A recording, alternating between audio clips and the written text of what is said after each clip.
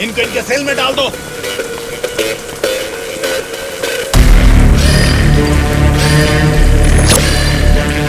हाँ जेलर साहब। यो बादशाह, तुम और 10 लोगों को भेजोगे ना तो भी जेल में उस दुर्गा को नहीं मार सकोगे।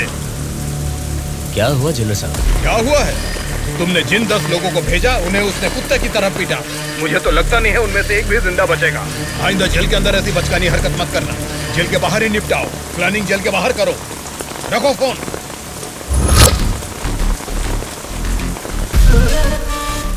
आपके एक इशारे पे आपके लिए काम करने के लिए आपके पीछे 100 लोग हैं जो कुछ भी कर सकते हैं। उनको ठुकरा के इतनी भारी बारिश में अगर आप मुझे ढूंढते हुए आए हैं तो मैं समझ सकता हूँ मैटर कितना सीरियस है। बोलिए बादशाह आपके लिए क्या कर सकता है?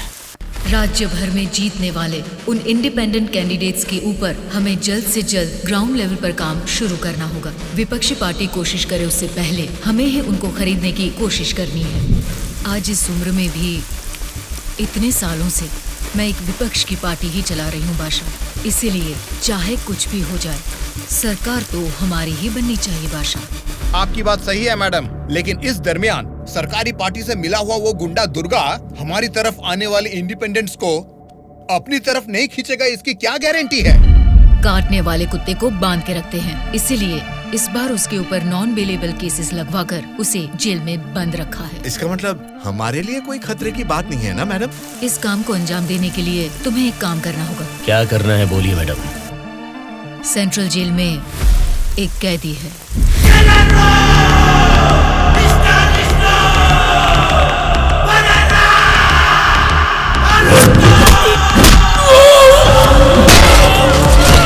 आठ 10 आदमियों को जेल भेजकर उसे मरवाना होगा। नाम क्या है उसका? दुर्गा।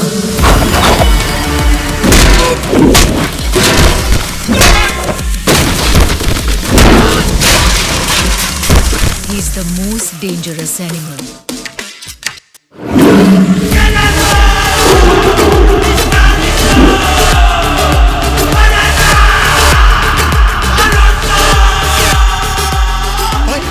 हमारी कोई मार रहा है।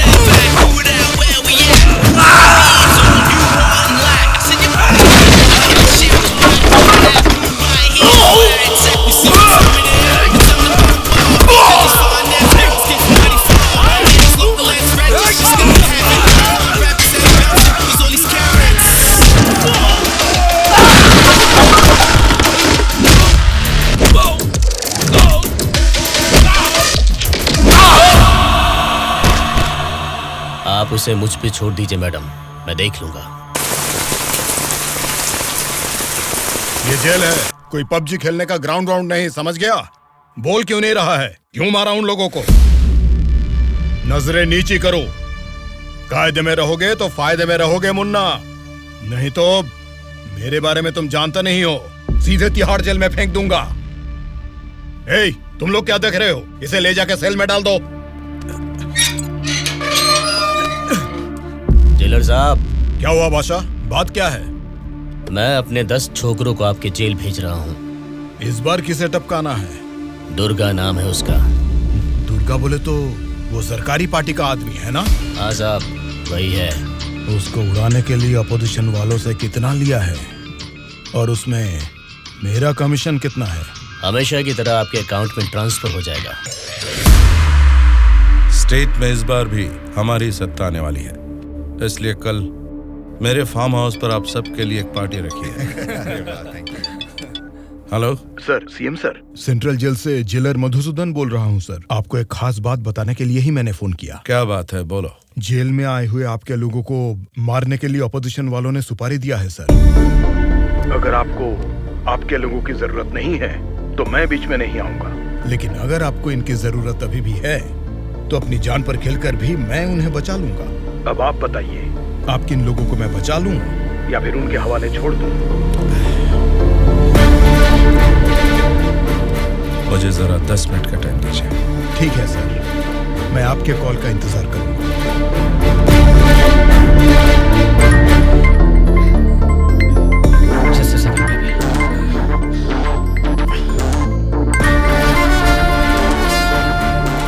हेलो मामा, बोलिए। जेल में दुर्गा को उड़ाने के लिए ऑपोजिशन वाले प्लान कर रहे हैं। वो अभी भी हमारे लिए कोई काम का है क्या? अरे मामा, अब पूरा काम उसी के हाथ में है मामा। अगर हाथ पर हाथ धरे बैठे रहे तो वो पार्टी फिर से सत्ता में आ जाएगी, तो फिर वो हमारे किस काम का रहेगा? इस बार जैसा आप सोच रहे हैं, सत्ता हमारे हाथ में नहीं है मामा। 70% उन्हीं के फेवर में है। ये बात तुझे कैसे पता? इलेक्शन सर्वे रिपोर्ट्स में वो हमसे ज्यादा स्ट्रॉन्ग है मामा। अगर वोट्स काउंटिंग में भी वो हमसे आगे निकले तो हमें कुछ और एमएलएस की जरूरत पड़ेगी मामा। अब उनको धमका के डरा के हमारी पार्टी में लाने के लिए हमारे लिए दुर्गा ही लास्ट ऑप्शन है मामा। And he is the most powerful weapon we have today. और हमारे धंधे में तो गधे को भी बाप बनाना पड़ता है। और हमें अगर गवर्नमेंट फॉर्म करना है तो किसी भी हाल में हमें दुर्गा चाहिए मामा। इलेक्शन रिजल्ट जब तक डिक्लेयर नहीं होते, जेल में मेरे आदमी का बाल भी बांका नहीं होना चाहिए। वो सब आप मुझ पर छोड़ दीजिए, मैं देख लूंगा। लेकिन आपके आदमियों को प्रोटेक्ट करना है तो बहुत बड़ा अमाउंट खर्च हो सकता है सर। वो मैं देख लूंगा। सर, मेरा एक छोटा सा डाउट है सर। क्या डाउट है? आपने दुर्गा को मरवाने के लिए पैसे लिए थे ना, अब बचाने के लिए पैसे ले रहे हैं। ये बात मेरे पल्ले नहीं पड़ी सर, मुझे थोड़ा कंफ्यूजन हो रहा है। पागल कहीं। इसी को अंग्रेजी में पॉलिटिक्स बोलते हैं और हमारी भाषा में बोलते हैं राजनीति, समझे?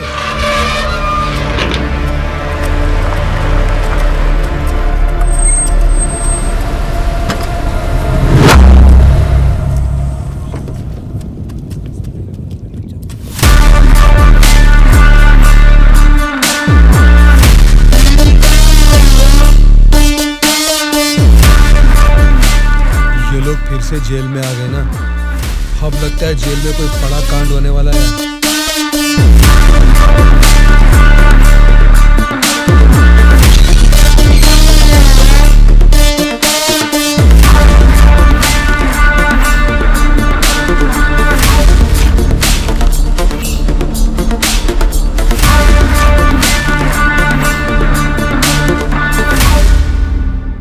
उसे कब मारने का सोचा है? हो सके तो आज ही। आज छोड़ देना, कल विजिटिंग आवर्स है, मुमकिन नहीं होगा। परसों मारने का प्लान बनाओ। ठीक है फिर, लेकिन एक बात अच्छी तरह से समझ लो, दुर्गा को मारने के लिए मैं तुम लोगों को आधे घंटे का टाइम दे सकता हूँ। आधे घंटे में ही काम निपटाना होगा, और अगर नहीं मार सके तो उसे दोबारा मारने का मौका नहीं मिलेगा। जाओ।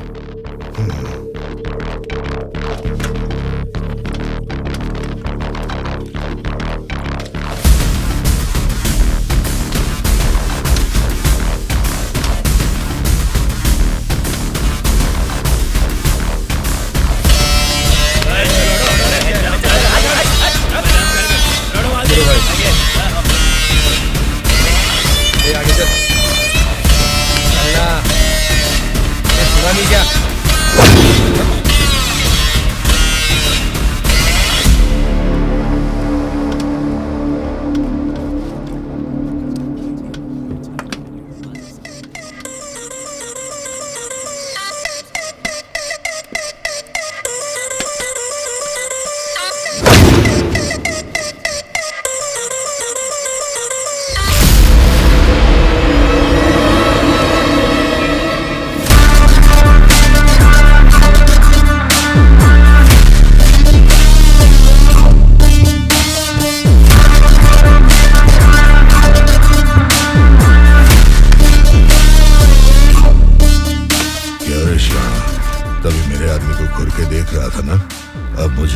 मुझे भी देख ले एक बार।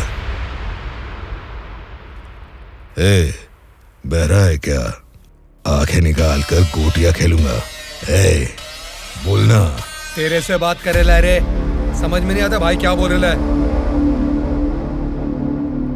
ए, देखना, एक बार देख मुझे।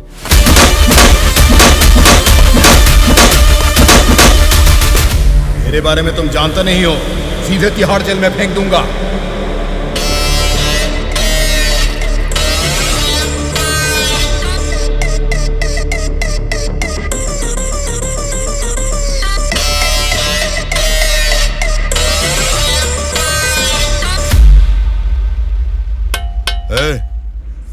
तुझसे मिलने कोई आया है, मिलने।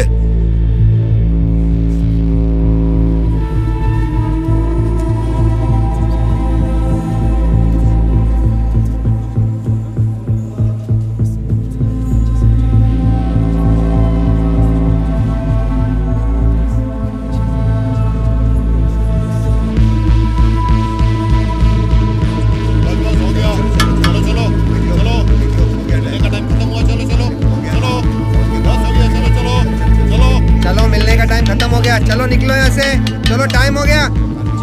चल शिवा तू निकल, मैं बाद में ध्यान रख अपना।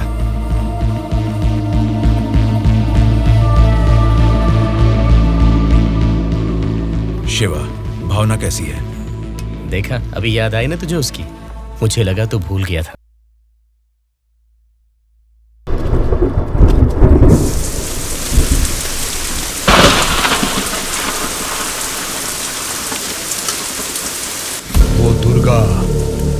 वॉशिंग एरिया में है, बिना गड़बड़ किए उसे टपका देना।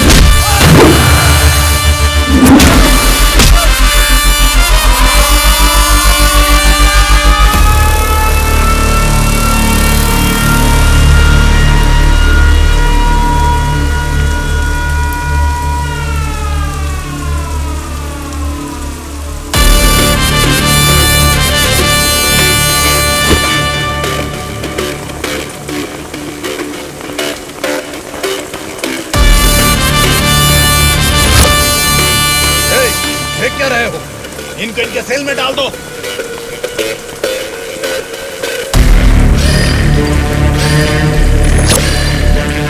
हाँ जेलर साहब। यो बादशाह, तुम और 10 लोगों को भेजोगे ना तो भी जेल में उस दुर्गा को नहीं मार सकोगे। क्या हुआ जेलर साहब? क्या हुआ है? तुमने जिन 10 लोगों को भेजा उन्हें उसने कुत्ते की तरह पीटा। मुझे तो लगता नहीं है उनमें से एक भी जिंदा बचेगा। आइंदा जेल के अंदर ऐसी बचकानी हरकत मत करना। जेल के बाहर ही निपटाओ। प्लानिंग जेल के बाहर करो। रखो फोन।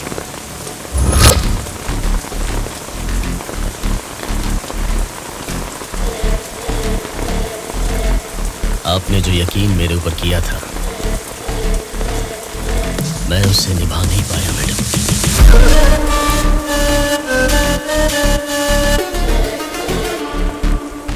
आप ये गन लीजिए मैडम। इस गन से मुझे अभी इसी वक्त यहीं पे मार दीजिए, नहीं तो मुझे एक और मौका दीजिए। मैं खुद जेल में जाकर उस दुर्गा को मारूंगा।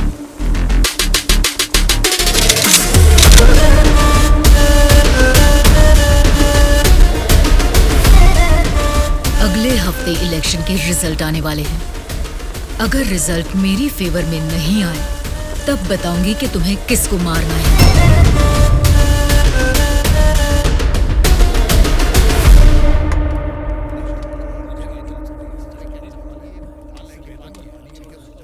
मेरा नाम दुर्गा है। सूर्या। कल मुझे बचाने के लिए थैंक्स।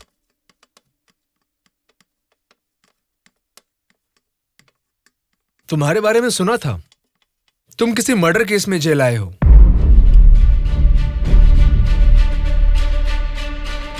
सूर्या, अगर तुम मेरे साथ काम करना चाहते हो तो कहो, मैं तुम्हें इस जेल से बाहर निकाल सकता हूँ और तुम्हारे ऊपर जितने केसेस हैं वो सब मिटा सकता हूँ। वो कैसे? मेरी सरकार में अच्छी जान पहचान है। अगर तुम हमारे साथ काम करना चाहते हो तो कहो, हमारी पार्टी सत्ता में आते ही तुम्हारे ऊपर से सारे केसेस हटवा दूंगा। तुम सच में मेरे ऊपर से वो केस निकलवा दोगे तो मैं तुम्हारे साथ मिलकर कुछ भी करने के लिए रेडी हूं। तो आज से हम दोनों फ्रेंड्स।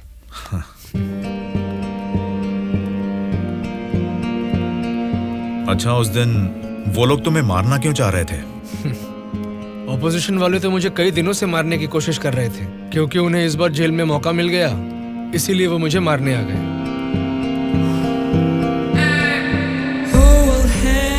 अगर उस दिन वो लोग तुम्हें मार देते तो? क्या होता? जेल में तुम्हारे जैसे अच्छे फ्रेंड को खो देता।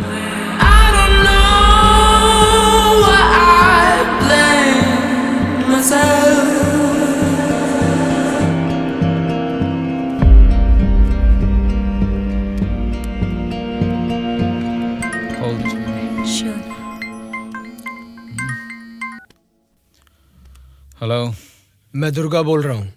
बोलो दुर्गा। यहाँ जेल में मैं एक आदमी से मिला। किसी छोटे मोटे मर्डर केस में अंदर आया है, लेकिन उसकी हिम्मत अलग ही लेवल की है भाई। वो तो ठीक है, लेकिन क्या वो हमारे काम आएगा? बेशक वो हमारे काम आएगा भाई। ठीक है, इस बार इलेक्शन रिजल्ट्स अगर हमारे फेवर में नहीं आए तो तुम्हें बाहर आना पड़ेगा। ठीक है भाई। तब मैं मामा से बात करके तुम्हारे साथ उसको भी बाहर लाने का प्लान करूंगा।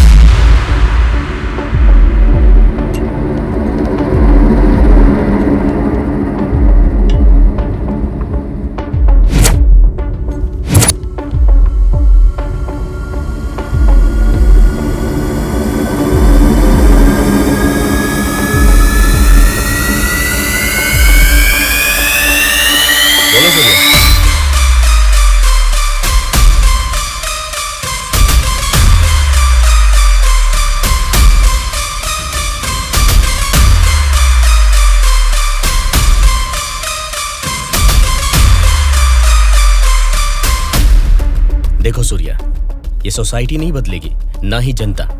ये 100 साल के इतिहास में तुम्हें कभी लगा है कि वोट डालने का तरीका बदला है? हमें क्या लेना है सूर्या, मेरी बात सुन, ये सब अभी से छोड़ दे। देखो शिवा, जैसा तू बोल रहा है ये समाज नहीं बदला होगा, पब्लिक ने वोट देने का तरीका भी नहीं बदला होगा, लेकिन पब्लिक को पालने वाले नेता लोगों को हमें बदलना है यार। 40 दिन के इंतजार के बाद हुआ पर्दाफाश। जीते हुए उम्मीदवार जश्न मना रहे हैं तो हारे हुए उम्मीदवार उसकी वजह ढूंढने में जुट गए हैं। जनता के वोट ये बता रहे हैं कि उन्हें किसी से कोई बैर नहीं। दोनों मेजर पार्टियों को इलेक्शन में लगभग एक समान वोट मिले हैं। राज्य के पूरे 120 असेंबली सीटों में से सरकारी पार्टी को 48 सीट मिले हैं, वहीं ऑपोजिशन पार्टी को 52 सीट मिले हैं। बाकी 20 सीटें इंडिपेंडेंट एमएलएस को मिले हैं और वो ही तय करेंगे कि राज्य में सरकार किस पार्टी की बनेगी। अब उनमें से कितने लोग कौन सी पार्टी को समर्थन करेंगे, राज्य की सत्ता कौन सी पार्टी को जाएगी, ये सब जानने के लिए शक्ति परीक्षण होने तक सबको इंतजार करना ये क्या है सर? इस बार ऐसे कैसे हो गया? अब हम क्या करेंगे सर? इस बार भी गवर्नमेंट हमारी ही बनेगी।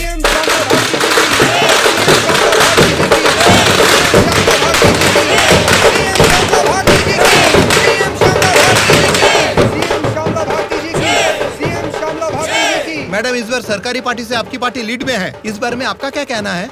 जनता को अब हमारे ऊपर यकीन आ गया है, इसलिए इस बार हमारी पार्टी लीड में है।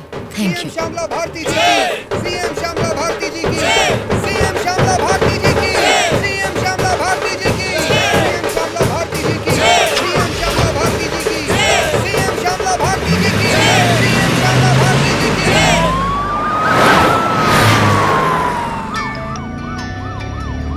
मैडम, सीएम राम मोहन राव जी का फोन आया है।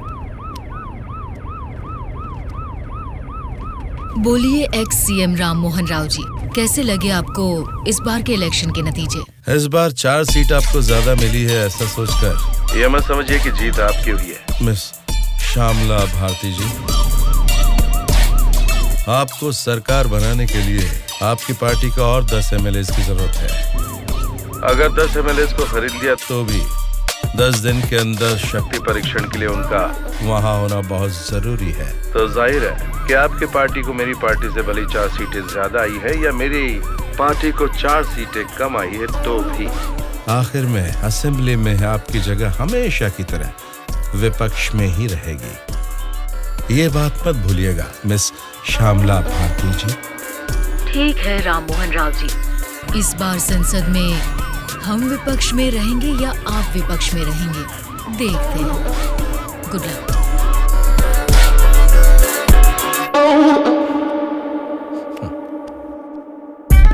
ये जानते हुए कि हमारी पार्टी लीड में है, ये राम मोहन राव कॉन्फिडेंटली कह रहा है कि हमारी पार्टी जीत नहीं सकती। इससे ये साफ पता चलता है कि हमारी पीठ पीछे साजिश हो रही है। हम एक लीडिंग पार्टी है, हमें हमारी पार्टी को सत्ता में लाने के लिए उन 20 इंडिपेंडेंट्स को हमारी पार्टी में लाने का कोई न कोई तरीका ढूंढना होगा। हमें उन 20 लोगों को जल्द खरीदना होगा मैडम, और उसका केवल एक ही रास्ता है। कौन सा रास्ता? अनंतगिरी में 20 साल से ना हारने वाले कल्याण प्रसाद को हमें सबसे पहले खरीदना होगा मैडम। उसी को क्यों? वही किंग मेकर है मैडम। जितने भी 20 इंडिपेंडेंट उम्मीदवार है वो सब उसी के हाथ में रहते हैं। तो फिर जल्द से जल्द बुलवाइए उसे।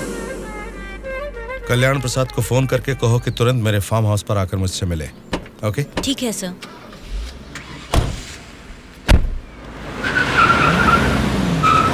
लगता है सब लोग आ गए हैं, तेरी वजह से ही लेट है। हाँ रुको रुको। नमस्कार मैडम।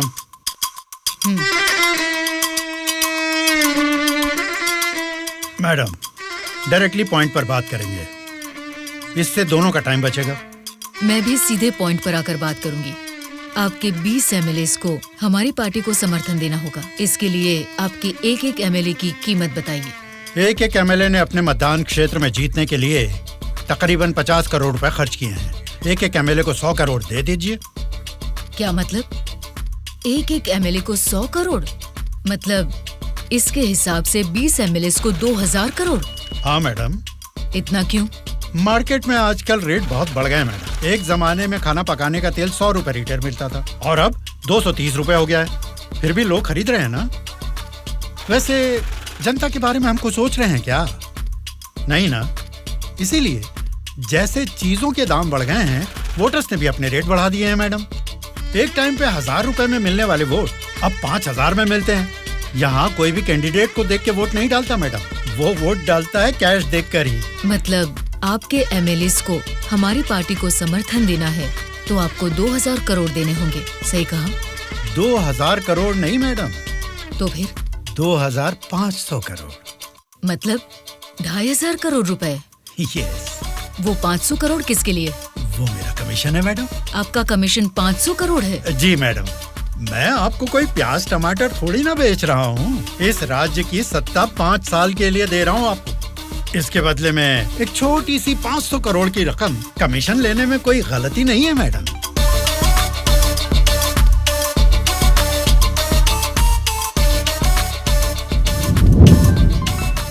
सत्ताधारी पार्टी का फोन। अगर मेरा प्रपोजल आपको जमता है तो फोन काट दूंगा, और नहीं तो इस बार फिर से उन्हीं की सरकार बनेगी। सोच लीजिए। सर, कल्याण प्रसाद जी मेरा कॉल कट कर रहे हैं सर। फिर से ट्राई करो। Okay sir.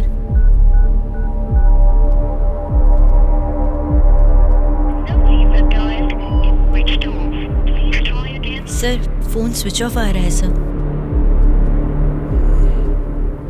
ठीक है, उसे वॉइस मैसेज भेज दो। Okay sure sir. आपने 2500 करोड़ मांगे जो मैं दे रही हूँ। कोई गलती नहीं होनी चाहिए। शक्ति परीक्षण वाले दिन हमारे 20 एमएलए आपके पीछे दुम हिलाते हुए चलेंगे। आप जहाँ साइन करवाएंगी वहाँ करेंगे। अब आप सीएम पद की शपथ लेने के लिए तैयारी कीजिए मैडम। लेकिन उसके पहले हमें एक काम करना है। वो क्या है मैडम? आपने मुझसे हाथ मिला लिया है, ये खबर राम मोहन राव को जरूर पता चल जाएगी। हमें हमारे एमएलएस को सेफ रखना होगा। इसलिए उन सभी एमएलएस को राम मोहन राव से सेफ रखने के लिए मैंने बेंगलुरु में एक स्टार होटल पूरा बुक कर लिया है। शक्ति परीक्षण होने तक वो सारे उधर ही रहेंगे। आपके एमएलएस के साथ हमारे एमएलएस को भी मिलाकर उधर भेजेंगे तो वो सब साथ में वहाँ सेफ रहेंगे। आपकी बात सही है मैडम, पर उस राम मोहन राव के डर से सिटी से इतनी दूर बेंगलुरु में एमएलएस को रखने की जरूरत नहीं है मैडम। वो क्या है ना, शहर के बीचों बीच मेरे कंट्रोल में एक जगह है जिसके बारे में किसी को नहीं पता। ये 10 दिन हम अपने एमएलएस को वहीं छिपाएंगे तो टाइम भी सेव होगा और अपने लोग अपने ही साथ हैं, ये भरोसा भी रहेगा। लेकिन उतनी सेफ प्लेस इस सिटी में कहाँ है? सॉरी मैडम, शक्ति परीक्षण होने तक उस जगह के बारे में मैं आपको भी नहीं बताऊंगा। ठीक है, फिर आपके एमएलएस के साथ हमारे एमएलएस को भी आपकी बताई हुई जगह पर भेजूंगी। देखना कोई भूल ना हो। Okay madam. सत्या। हाँ सर। सर, श्यामला भारती जी ने कल्याण प्रसाद जी को 2500 करोड़ में खरीद लिया। अब हमारी हालत क्या होगी सर? हमारी सरकार गिर गई क्या? सर, इलेक्शन में मैंने 100 करोड़ खर्च किया। अब मेरा क्या होगा सर? बताइए सर। मेरा क्या होगा? बस चुप हो जाओ। परेशान होने की जरूरत नहीं है। शक्ति परीक्षण में अभी टाइम है। मैं जानता हूं मुझे क्या करना है। आपकी बात मुझे समझ आ गई। अभी मुझे क्या करना है बोलिए। अनऑफिशियली किसी भी हालत में दुर्गा मुझे जेल से बाहर चाहिए, चाहे जितने भी पैसे लग जाएं। तुरंत जेलर से बात करके काम को अंजाम दो। ठीक है मामा, पर एक रिक्वेस्ट है। बोलो क्या है? दुर्गा के साथ एक और आदमी को जेल से बाहर निकलवाना है मामा। कौन है वो? उसका नाम है सूर्या। उसकी गट्स, उसकी हिम्मत, वो अलग ही लेवल की है। हो सकता है, लेकिन किसी भी अनजान आदमी के ऊपर इस तरह से आंख मूंद कर भरोसा कैसे कर सकता? ये स्टेट गवर्नमेंट का मामला है। अगर कुछ गलत हो गया तो मेरा पूरा पॉलिटिकल करियर खत्म हो जाएगा। मेरा यकीन कीजिए मामा, हमारे गवर्नमेंट को गिरने से बचाने के लिए इस ऑपरेशन में दुर्गा से ज्यादा वो ही एक्टिवली काम करेगा। ठीक है, अगर तुम उसकी इतनी तारीफ कर रहे हो तो काम खत्म होते इन दोनों को फिर से जेल में डाल दूंगा। मैं भी उससे जरूर मिलना चाहूंगा।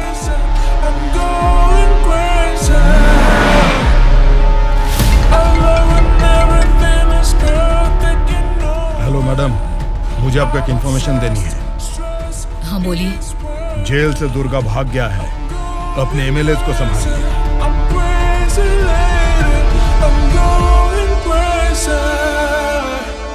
इनको अभी छोड़ के आपने वो पार्टी को इन्फॉर्मेशन क्यों दे दिया सर?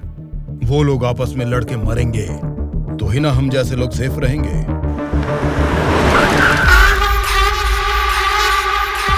आज रात यहीं पे रुकना। कल सवेरे 8 बजे मामा से मीटिंग हो सकती है। कॉल आते ही यहाँ से निकल जाना। मैडम, कल रात ही मैंने अपने सभी लोगों को सेफ जगह पर शिफ्ट किया है और यहाँ वो सारे लोग बहुत ही एंजॉय कर रहे हैं। वो ठीक है, पहले मेरी बात सुनिए। बोलिए मैडम। सरकारी पार्टी वाले जेल से उस दुर्गा को बाहर लेकर आए हैं, ये इन्फॉर्मेशन आई है। मैं नहीं जानती तुम क्या करोगे, लेकिन हमारे सभी एमएलए सेफ रहने चाहिए। मैडम, दुर्गा जैसे 10 लोग भी जेल से बाहर आ जाए ना, तो भी हमारे एमएलए कहाँ है पता लगाना मुश्किल है। फिर भी सामने वाली पार्टी प्लान कर रही है, तो इसका मतलब हमें संभल के रहना है। आप टेंशन मत लीजिए, शक्ति परीक्षण होने तक उनको ही नहीं, आपको भी आपके एमएलए कहाँ है पता नहीं चलेगा। ऐसा प्लान किया है। ठीक है, जो भी करो संभाल कर। इलेक्शन रिजल्ट के बारे में इस बार भी मेरा अंदाजा गलत निकला। लगता है सत्ता हाथ से जाने वाली है। तुम दोनों को क्या करना है ये तुम सोचो, चाहे जितने पैसे खर्च हो जाएं, लेकिन उस श्यामला ने जिन 20 इंडिपेंडेंट एमएलएस को खरीदा है वो किसी भी तरह मुझे चाहिए। तुम लोगों का क्या प्लान है, बताओ क्या करोगे? उन सबको किडनैप करेंगे सर। किडनैप? हाँ सर। 20 एमएलएस को किडनैप करना तुम्हें स्कूल के बच्चों को किडनैप करने के जैसा लग रहा है क्या? 20 एमएलएस नहीं सर, ऑपोजिशन एमआईयू को मिलाकर पूरे 72 एमएलएस हैं सर। क्या 72 लोग? आपकी पार्टी से जीते हुए 48 एमएलएस के साथ पूरे 120 एमएलएस को आपके बेंगलुरु वाले फार्म हाउस में बिना बंदी बनाए इस बार आप सीएम नहीं बन सकते हैं सर। ऑपोजिशन एमएलएस तक तो ठीक है, लेकिन हमारे एमएलएस क्यों? वो तो हमारे ही लोग हैं ना। राजनीति में सब कुछ हो सकता है सर, सब कुछ जायज है। सत्ता का पलड़ा जिस तरफ है वो उस तरफ चले जाएंगे। यहां जीतने से ज्यादा सत्ता जरूरी है सर। अभी की सिचुएशन में अपने एमएलएस को हमें ही बचाना है सर, इसलिए हमें उनके साथ हमारे एमएलएस को भी बंदी बनाना ही होगा सर। तुम्हारा प्लान सुनने में तो ठीक ही लग रहा है, लेकिन ऑपोजिशन एमएलएस को किडनैप कैसे करोगे? यह मुमकिन है क्या? सत्ता की जंग हर कोई जीतना चाहता है, पर जीत सिर्फ एक की ही होती है और उसी को वीर कहते हैं। मैंने आपको जिसके बारे में बताया था ये वही है सर। तो जरा बताओ कि शुभ काम का मुहूर्त कब है? इस शुक्रवार को ही आपके सभी एमएलएस को बस में बिठा के दुर्गा को सौंप दीजिए।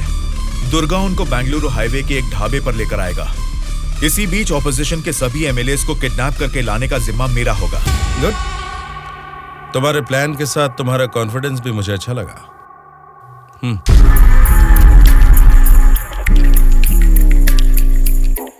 इस बैग में 2 करोड़ है, इसे सिर्फ एडवांस ही समझो। जैसा सोचा है, अगर काम वैसा ही हुआ तो तुम्हारे ऊपर जितने भी केस हैं उनको हटाने के साथ ही इस तरह के कई बैग्स तुम्हें मिलेंगे। इस बार भी आप ही सीएम पद की शपथ लेंगे, उसके लिए तैयार रहिए।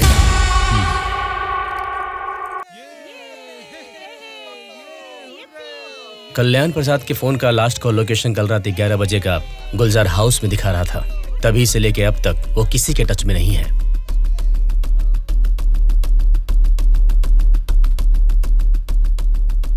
तो फिर वो पक्का गुलजार हाउस में ही है। हाँ बोलो। मैडम, आपके लिए एक बैड न्यूज है। गुलजार हाउस में ठहरे हुए आपके सभी एमएलएस को सत्ता वाली पार्टी के लोग किडनैप करने की कोशिश कर रहे हैं।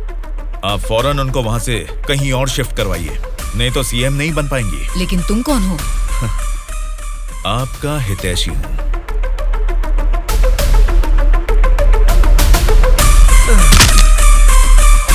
चलिए बैठिए आप लोग अंदर।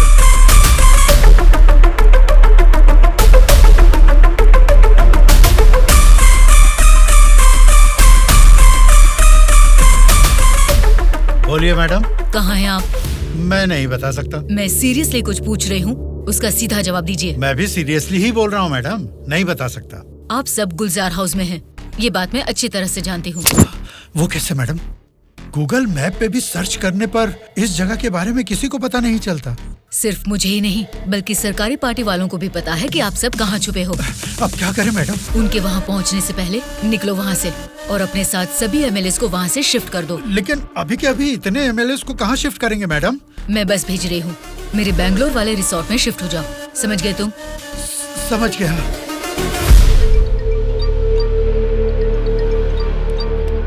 जी मैडम। बादशाह, तुम्हें मेरा एक काम करना होगा। बोलिए मैडम। हमारे सभी एमएलएस को हम अर्जेंटली एक बस से बैंगलोर रिसोर्ट में शिफ्ट कर रहे हैं। हमारी बस सेफली बैंगलोर पहुंचे तब तक तुम्हें उसे फॉलो करना है। ठीक है मैडम। तुरंत अपने आदमियों के साथ बैंगलोर हाईवे पर वेट करो। Okay madam.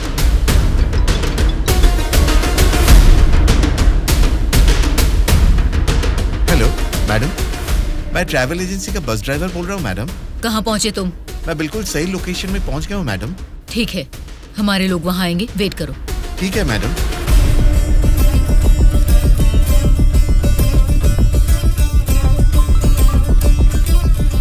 हाँ बोलिए मैडम। बस आ गई है, आप सब तुरंत वहाँ से निकल जाइए। ठीक है मैडम। बस आ गई है, चलिए सब लोग बस में बैठिए।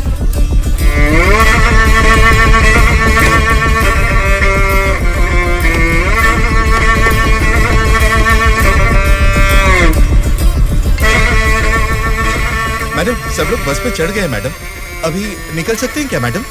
Okay madam. बोलो सूर्या।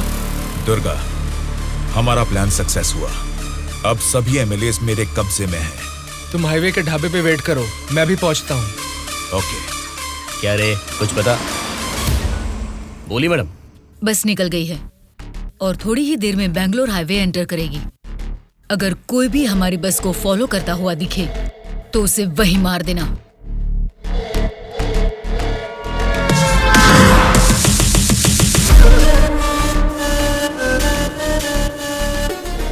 मैडम, हमारे एमएलएस की बस अभी सामने से क्रॉस हो गई है। तुम ध्यान से हमारी बस को फॉलो करना, ठीक है? ठीक है मैडम। ए चलो रे।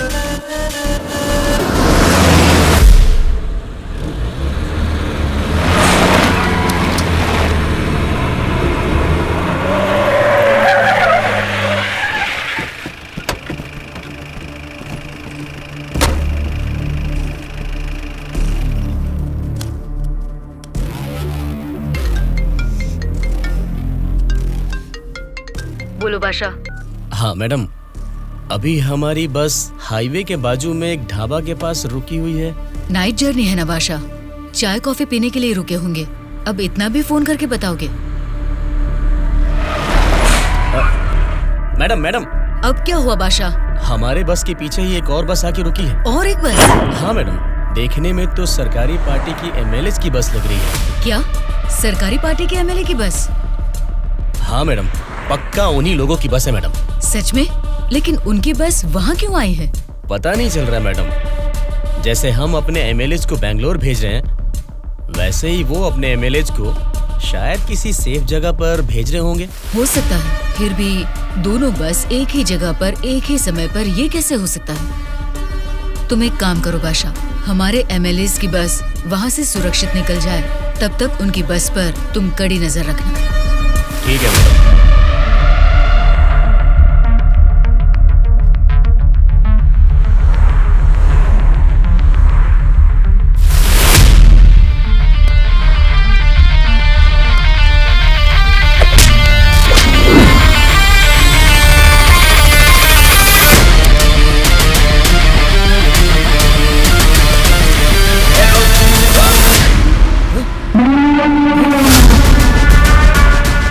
बोलो बादशाह। हमारे बस ड्राइवर ने सरकारी पार्टी के बस ड्राइवर दुर्गा को मार के उनकी बस को भी हमारे बस ड्राइवर ही ड्राइव करके ले जा रहे हैं मैडम। व्हाट? उनकी बस को हमारे ड्राइवर क्यों ले गए हैं? मुझे भी कुछ समझ में नहीं आ रहा मैडम। ठीक है, मैं अपने ड्राइवर को फोन करके पता लगा लूंगी। पहले तुम हमारी बस को फॉलो करो। Okay madam. Hello madam. Anwar, क्या कर रहे हो तुम लोग? कुछ लोग आके मुझे मार के हमारी बस को लेके गए मैडम। बोली मैडम। बादशाह, वो लोग अपने ड्राइवर नहीं हैं, कोई क्रिमिनल्स हैं। उनका पीछा करो। Stop them right now. ठीक है मैडम।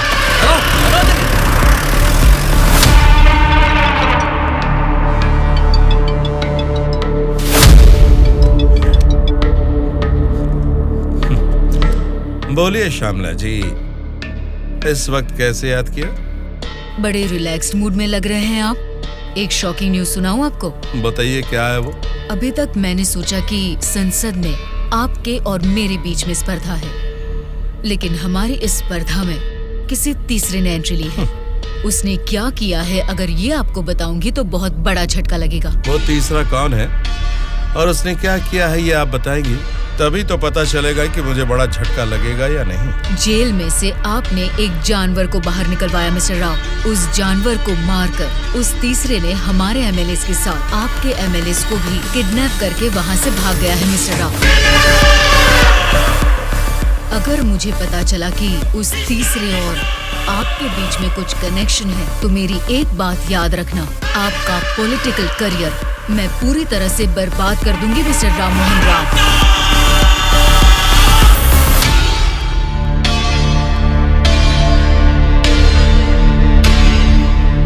क्या हुआ मामा? उस दुर्गा को कॉल कर।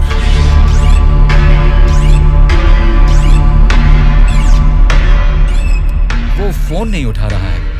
उसके फ्रेंड को कॉल कर।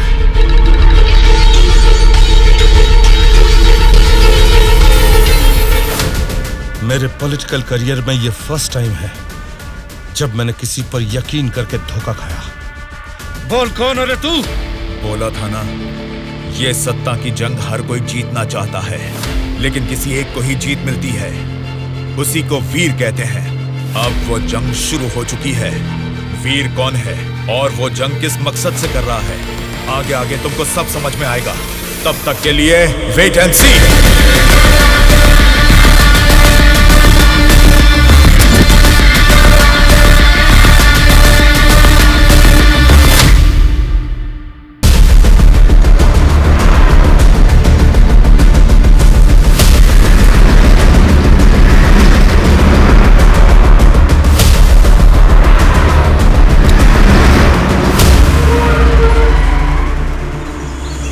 कौन सी जगह है? बेंगलुरु रिसोर्ट बोले थे, गलती से किसी और रूट में तो नहीं आ गए? घना जंगल लग रहा है ये तो।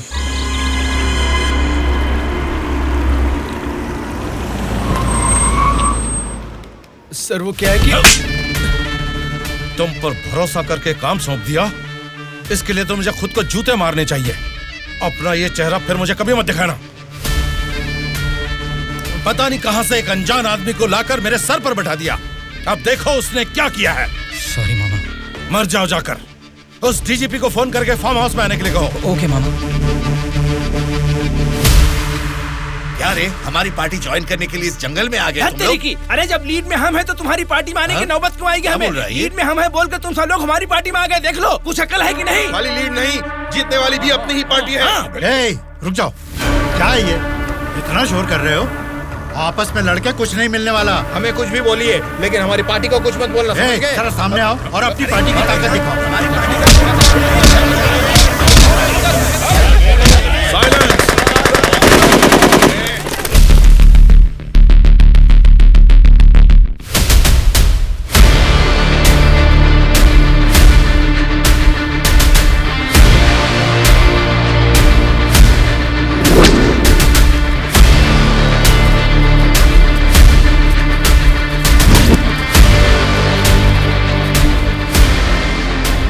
क्या सोच रहे हो? जैसे जी में आ रहा चिल्ला रहे हो, अपनी मर्जी से आपस में लड़ रहे हो। ये तुम्हारी असेंबली नहीं है, ये जंगल है। मेरा जंगल, मेरा जंगल, मेरा जंगल। यहाँ कोई स्पीकर नहीं होगा, माइक नहीं होगा, ना ही वॉकआउट होगा। हम सब हाईवे से तकरीबन 250 किलोमीटर की दूरी पर घने जंगल में हैं।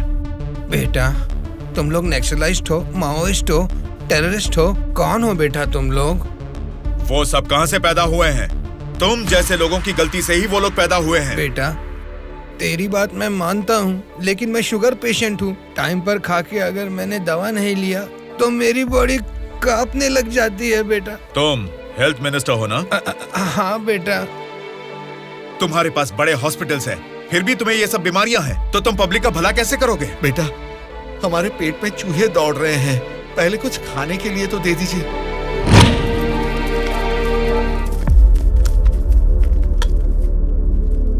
ये क्या खाना है?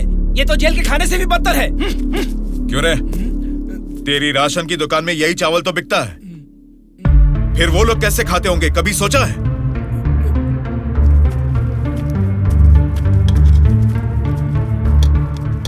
बस बेटा बस, चावल खाने में कमी ही करनी चाहिए, ज्यादा नहीं खाना चाहिए। अच्छा, तो फिर इतनी जायदाद कैसे बना ली? उसमें भी तो कमी कर सकते थे, पर उसमें तो करोगे नहीं। देखो बेटा, तुम्हारी बातें और करतूतें तो कमाल की हैं, लेकिन कमी है तो बस चेहरा नहीं दिखाया तुमने, जरा वो भी दिखा दो। तुझसे देखा नहीं जाएगा। बाप रे, इतना डरावना है तुम्हारा चेहरा? तो फिर देखो। हाँ तो फिर दिखाओ ना।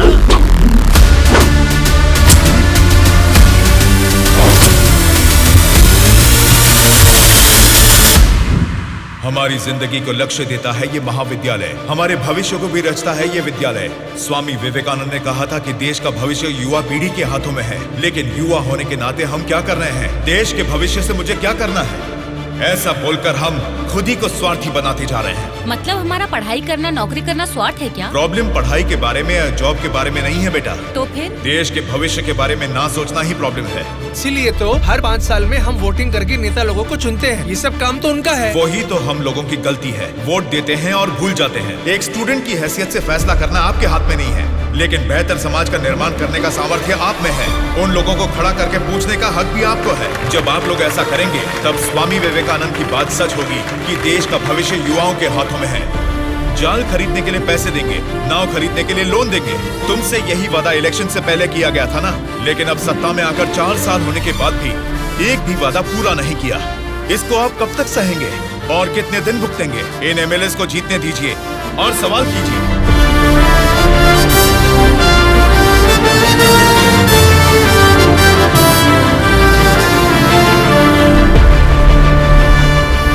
18 साल की उम्र होने के बाद ही हमारे देश में मतदान का हक क्यों दिया जाता है जानते हो? ताकि हम एक सही नेता को चुन सके। लेकिन हम क्या कर रहे हैं? हम बिना सोचे समझे और उनसे पैसे लेकर वोट डाल रहे हैं। अगर ऐसा ही चलता रहा तो कल को आपके बच्चे और फिर उनके बच्चे, हर किसी को इसी तरह की परेशानी होगी। हमें अब बिना सोचे समझे और पैसे लेकर वोट डालने की इस प्रथा को खत्म करना ही होगा। और अगर हमने ऐसा नहीं किया तो सबका नाश निश्चित है। आने वाली पीढ़ी को हम ये बताएंगे कि वोट की जो ताकत है उससे सरकार बदल सकते हैं।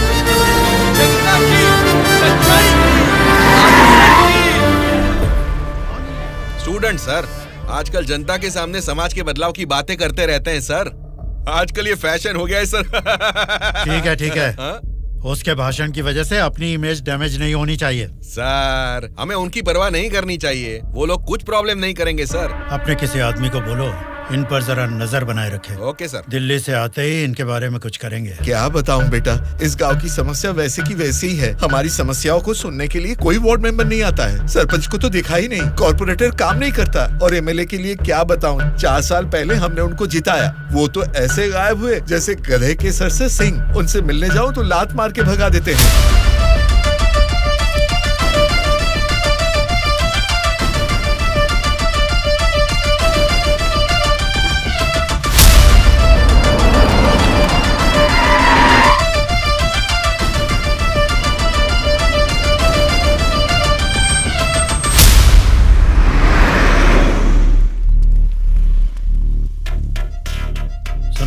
हाँ सर।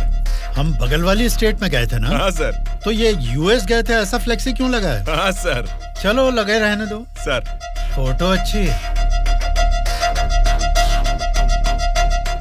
लगाया किसने इसको? और कौन सर, वो स्टूडेंट्स ही हैं।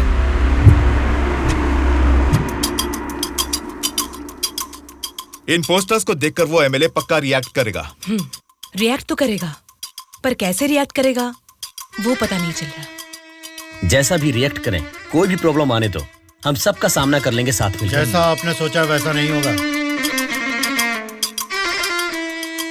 शक्ल से तो पढ़े लिखे लगते हैं, पढ़ाई की है तो नौकरी, अच्छी नौकरी कर लेते। ऐसे पेस्ट लगा के पोस्टर लगाने की गंदी हरकतें क्यों कर रहे हैं आप लोग? ये पॉलिटिक्स के चक्कर में क्यों फंस रहे हैं? ये एक दलदल है, एक बार इसमें उतर गए ना तो फिर इससे बाहर नहीं निकल पाओगे। समझ गए ना? मतलब आपके नजर में वोटर की कोई वैल्यू नहीं? अरे बहुत सही कहा आपने। आपकी नजर में वोटर की बड़ी कीमत है, लेकिन हमें वोट की कीमत पता है। यही फर्क है आपकी और हमारी सोच में। एक बार वोट मिल गया ना, फिर वोटर को कौन पूछता है? 5 साल के लिए हम ही राजा, हम ही मंत्री। मतलब आपसे सवाल करने वाला कोई नहीं है क्या? अब तुम ही बताओ, जो लोग पैसा लेकर वोट डालते हैं उनको सवाल पूछने का अधिकार है? अभी जो भी हो रहा है वो इलेक्शन नहीं है, कलेक्शन है। हम वोट कलेक्ट करेंगे, वो पैसे कलेक्ट करेंगे। एक एक वोट का 5,000, 1.5 लाख वोट हैं, मतलब 75 करोड़। उसके साथ दारू, बिरयानी, नाच गाना, पोस्टर, पब्लिसिटी, इनके अलावा हमारे नेता को मिलने वाले गिफ्ट्स, बाप रे, तकरीबन 150 से 200 करोड़ खर्च होता है। अब इस खर्चे को प्रॉफिट में बदलना है, 200 करोड़ का 1000 करोड़ बनाना है। ये सब करने में ही 5 साल निकल जाएंगे। फिर जनता की सेवा करने का टाइम कहाँ रहेगा? वैसे वोट बेचने वाले की हम सेवा क्यों करें? उसको पूछने का हक नहीं है, क्योंकि उसने तो अपना वोट बेच दिया है। इसलिए मैं तुम लोगों को आखिरी बार बोल रहा हूँ, सड़क छाप गुंडागर्दी से जिंदगी शुरू की थी, अब स्टेट मिनिस्टर हूँ। मुझे फिर से गुंडा बनने पर मजबूर मत करो। इलेक्शन नजदीक आ रहे हैं। पिछली बार वोट के लिए 5,000 मांगे थे, इस बार 10,000 मांगेंगे।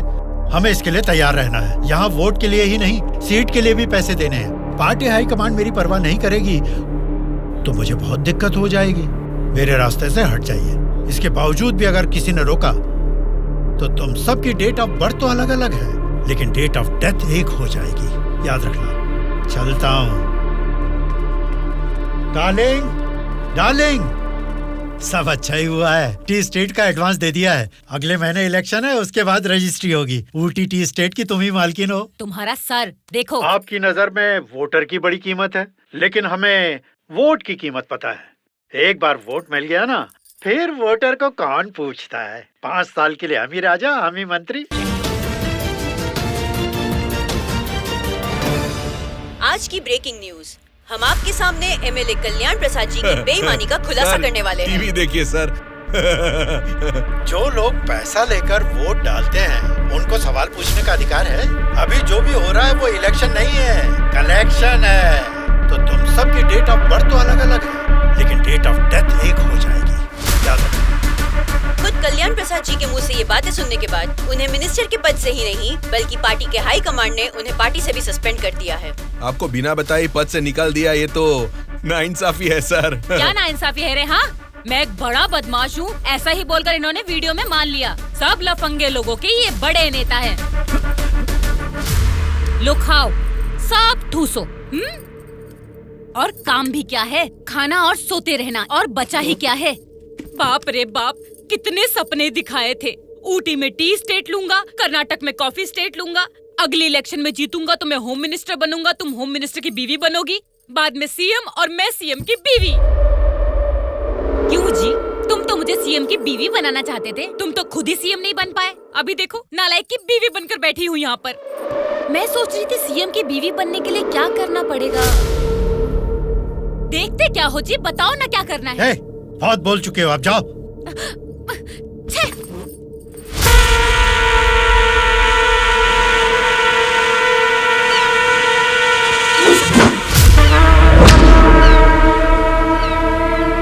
अरे क्या कर रहा है?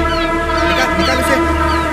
माफ कीजिए सर, अपने लोग हैं, मछली पकड़ना सीख रहे हैं, गलती से आपके ऊपर गिर गया। आप जाइए सर।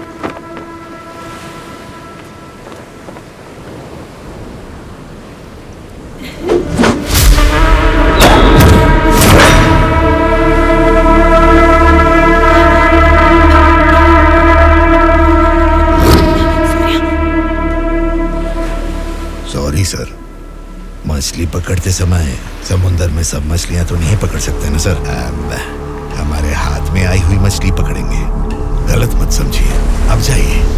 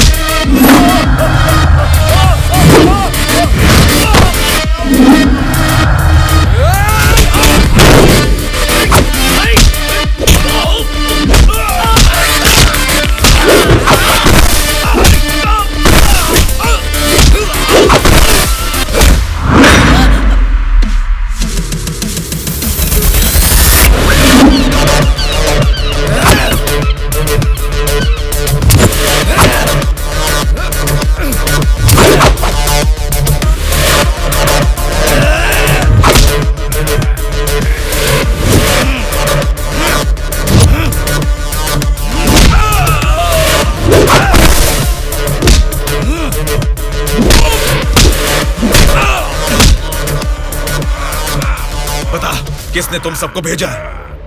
बता, जल्दी बता।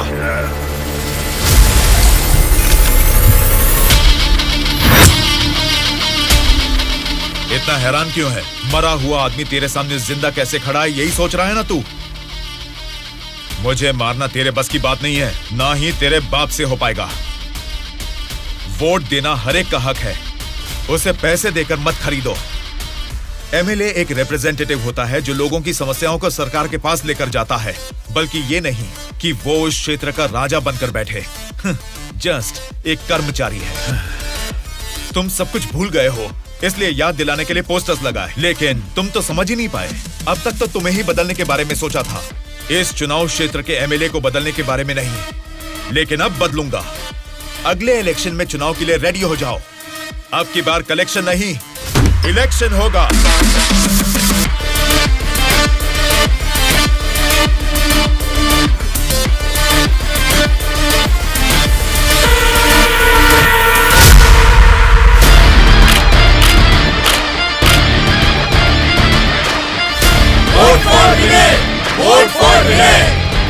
इसका नाम विनय है। अब हमारे चुनाव क्षेत्र से इंडिपेंडेंट उम्मीदवार के रूप में कल्याण प्रसाद जी के सामने खड़ा हो रहा है। यही पैदा हुआ है, आपकी तकलीफें जानता है। पैसे देकर आपका वोट नहीं खरीदेगा, लेकिन आपके द्वारा डाले गए हर एक वोट को इंसाफ दिलाएगा। इसे जिताकर तुम सब जीतना चाहते हो, या फिर उस कल्याण प्रसाद को वोट डालकर अगले 5 साल के लिए गुलाम बनकर जीना चाहोगे? ये आपकी मर्जी है। भैया, अभी तक पैसे लेके वोट देते थे, लेकिन अब भले काम के लिए वोट देंगे हम। अभी तक हमें कोई ऐसा नहीं मिला जो हमारा साथ दे। आप खड़े हो भैया, इस बार हम वोट आप ही को देंगे।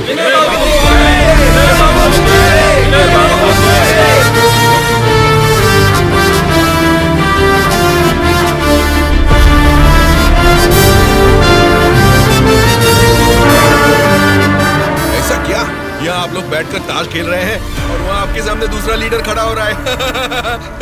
देखो, पैसे लेकर वोट डालने वाली जनता के रहते हैं, इनकी परवाह नहीं करनी है। आपका बोया हुआ पेड़ आपको ही छांव देगा। आपका डाला हुआ वोट भविष्य का फैसला करेगा। अब किसे वोट देना है, ये आप ही तय कीजिए।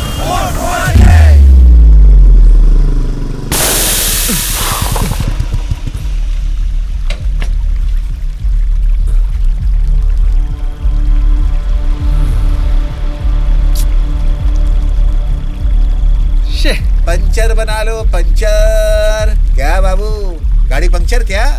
हाँ भाई, जरा अर्जेंटली जाना है, आप पंचर बना दोगे? बनाऊंगा ना।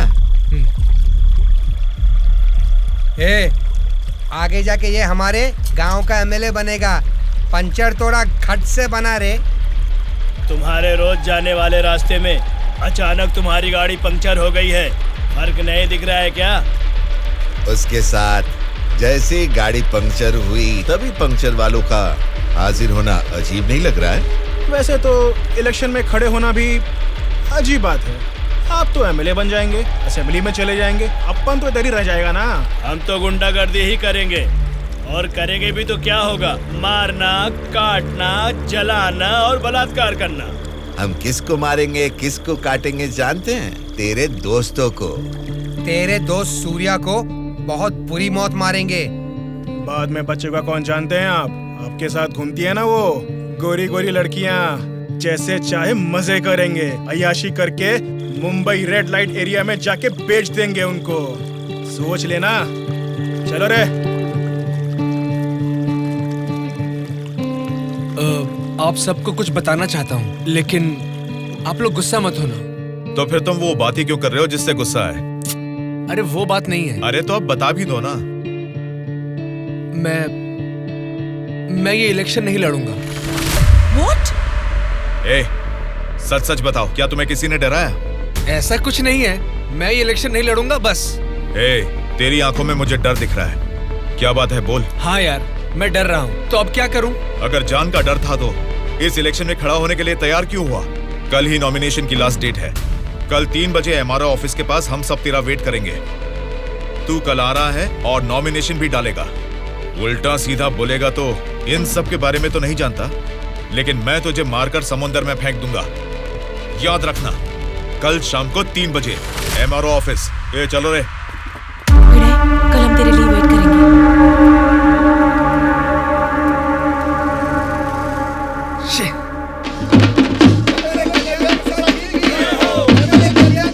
पता नहीं कहाँ कुछ समझता क्या है वो? Phone is not reachable, message भी नहीं जा रहा।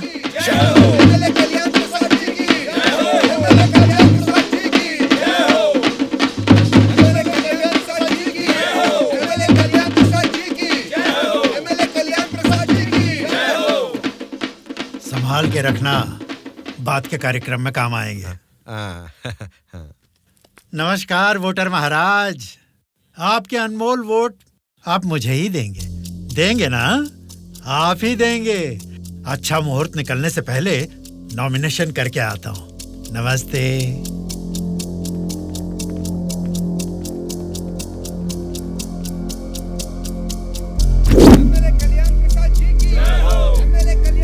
विनय को फिर से कॉल करो। इतना टाइम हो गया अभी तक नहीं आया।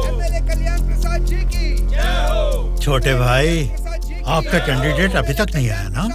राहु काल शुरू हो चुका है।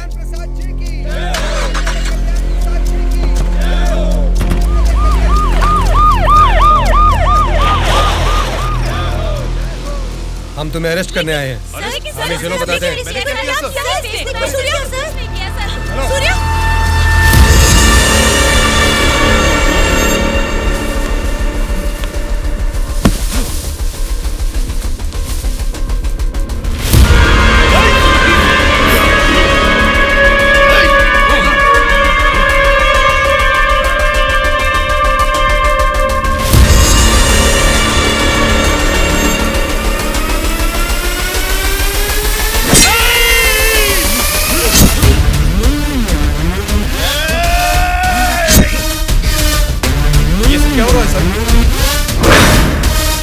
पैर रख अपना।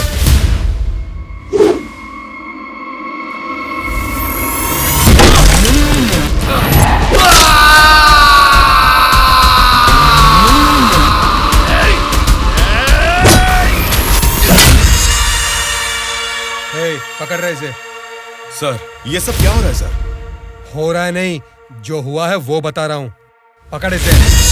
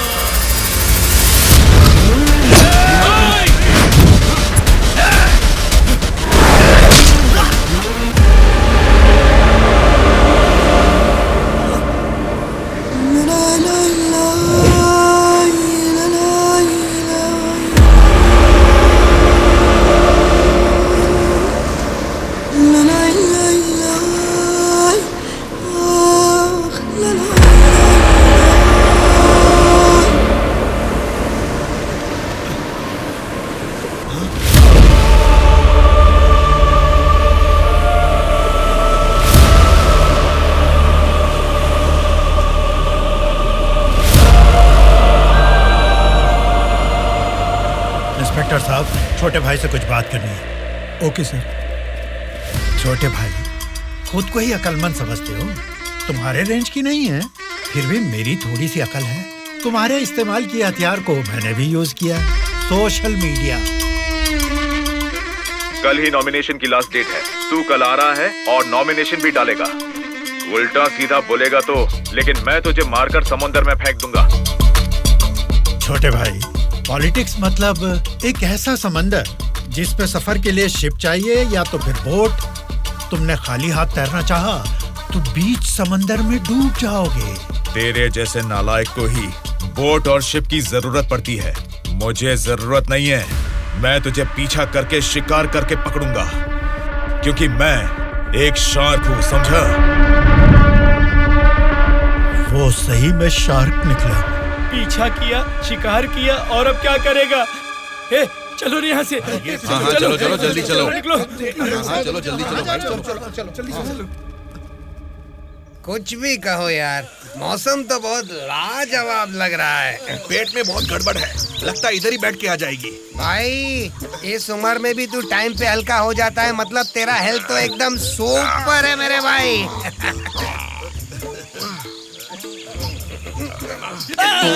मेरा पेट गड़बड़ चल रहा है यार। मारे मर रहा हूँ, ऊपर से तुम लोग गोली चला रहे हो। तेरी गोली से हम लोग डरने वाले नहीं है, समझा? ठंडे ठंडे पानी से नहाना चाहिए, जाना है या नहीं। पागल हो गया क्या? कोई अपना लीज खुला छोड़ के नहाता है क्या? मैं तो डर ही गया। मेरे लीज पे बुरी नजर डालता है। घर में बाप भाई है कि नहीं? अभी भी तेरा लीज जीतना ही है, एनाकोंडा नहीं बना पाया। तुम लोगों को लीच और एनाकोंडा में फर्क नहीं समझता है क्या? लीच हो या एनाकोंडा हो, बीन बजाने से भी कोई फर्क नहीं पड़ने वाला है। अरे इस जंगल में बीन ठीक से नहाने भी नहीं देता है, ठीक से हल्का भी नहीं होने दिया, गोलियां पे गोलियां चलाया जा रहा है। ये क्या हाल हो गया हमारा? एक नहीं, दो नहीं, पूरे 120 एमएलएस को प्री प्लान तरीके से किडनैप करके ले गया है। मेरी समझ में नहीं आ रहा क्या करूं। ये सब मैंने किया है। ये बात अगर जनता या मीडिया को पता लगी तो इतने साल की मेहनत से बना मेरा पॉलिटिकल करियर बर्बाद हो जाएगा। आप फिक्र मत कीजिए सर, ये हम पर छोड़ दीजिए। किडनैपर से सारे एमएलएस को कैसे सुरक्षित लाना है ये मुझ पर छोड़ दीजिए। किरण सर, ध्रुवा कहाँ है पता करो और तुरंत मेरे ऑफिस में आने के लिए कहो, तुरंत। Okay sir. मैं चलता हूँ सर।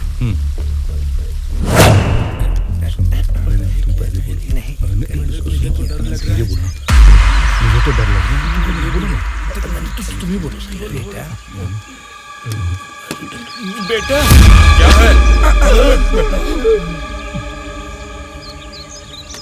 आपके बारे में सब कुछ पता चल गया बेटा। सच में नाइंसाफी हुई है। मैं सच बोल रहा हूँ, लेकिन गलती तो उसने की है। फिर हम लोगों को यहाँ लेकर क्यों आए हो बेटा? चाहिए तो उसको अकेले रख लो और हम लोगों को छोड़ दो बेटा। ठीक है, तुम लोग कह रहे हो तो मैं तुम्हें छोड़ दूंगा। उससे पहले मैं तुम सबसे 3 सवाल पूछूंगा। अगर तुमने सही जवाब दिया तो मैं तुम सबको आज ही छोड़ दूंगा। पहला सवाल, आप में से सनी लियोन को कितने लोग जानते हैं? क्यों नहीं जानते सर, वो तो मेरी पसंदीदा फिल्म स्टार हैं। उसे देखे बिना मुझे नींद ही नहीं आती, समझे? दूसरा सवाल, पूजा हेगड़े को कितने लोग जानते हैं? पूजा हेगड़े का मैं बहुत बड़ा फैन हूँ बेटा। एक चुम्मा, एक चुम्मा,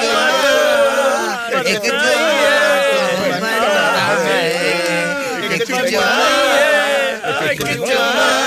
बेटा एक दूसरा गाना सुनाता हूँ, सुनो तुम।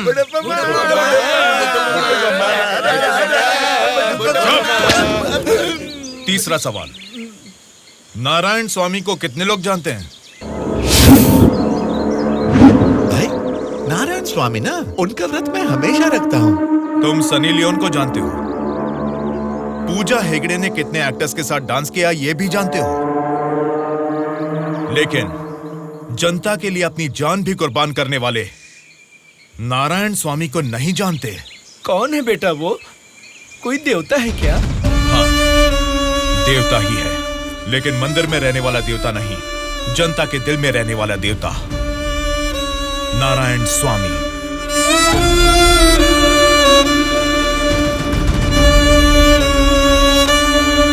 नमस्कार सर। नमस्ते माँ जी। नमस्ते नमस्ते।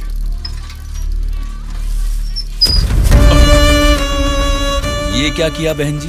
क्या देख के पता नहीं चल रहा? कचरा है। हाँ वो तो पता चल रहा है, लेकिन कचरे की सही जगह तो कूड़ेदान होती है ना। तो आपने ये कचरा कूड़ेदान में डालने की बजाय यहाँ सड़क पर क्यों फेंक दिया? हमेशा कूड़ेदान में ही डालती हूँ, आज ही जस्ट मिस हो गया। वो अच्छा, अंग्रेजी बोलना जानती हो, लेकिन ये नहीं जानती कि कचरे को कूड़ेदान में डालना चाहिए। ये सब करने से ही बीमारियाँ फैल रही हैं और इंसान बीमार होते जा रहे हैं। जरा उधर देखिए, कूड़ेदान में पूरा कचरा भरा हुआ है। उसे निकालने वाला म्युनिसिपैलिटी से कोई भी दिखाई नहीं दे रहा। 1 हफ्ते से बोल रहे हैं कि आएंगे, लेकिन अभी तक कोई नहीं आया। और तुम कह रहे हो कि मेरे कचरा फेंकने से बीमारी आ जाएगी? हाँ? तेरी बात से ना दुनिया बदले, तेरी चीख किसी तक ना पहुँचे, नाराज न तेरा बल ही है तेरा साथी, दब के न रहूं, विश्वास है तेरी डोले, डर के न रहूं, उम्मीदें तेरे दिल में उठ के न रहूं, जज्बात है तेरे रग में। Hello, municipality office. कौन बोल रहा है? नारायण स्वामी जी है क्या? अरे आपको कैसे पता चला? फोन में कैमरा लगाया हुआ है क्या? वो कुछ नहीं सर, हमारी गवर्नमेंट ऑफिस में जब लैंडलाइन बजती है तो वो आप ही का फोन होता है सर। बोलिए। सौंदर्य कॉलोनी में कूड़ेदान पूरा भर गया है बेटा, सारी कॉलोनी में बदबू फैल रही है, इसे जल्द से जल्द साफ करो। ओ ऐसा क्या? उसे साफ करने का काम हमारा नहीं है, प्राइवेट वालों को कॉन्ट्रैक्ट दिया है। क्या कहा? कचरा उठाने का काम भी प्राइवेट लोगों को दे दिया है? तो फिर आप क्या कर रहे हैं? आप जैसे लोगों के सवालों का जवाब दे रहे हैं नारायण स्वामी। ठीक है, उस कॉन्ट्रैक्टर का नंबर दो। हेलो, कॉन्ट्रैक्टर गंगाधर जी। मैं हमेशा से यहीं पे सुसु करता हूँ। कल से यहाँ पर मत करना। सिर्फ कल ही नहीं करूँगा, परसों भी और आगे भी यहीं पे करता रहूँगा।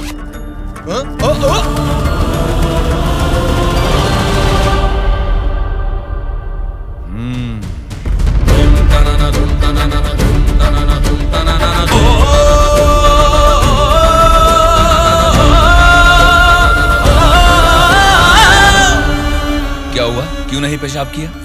तुम अच्छे लड़के हो इसीलिए नहीं कर पाए। ये एक बीज है।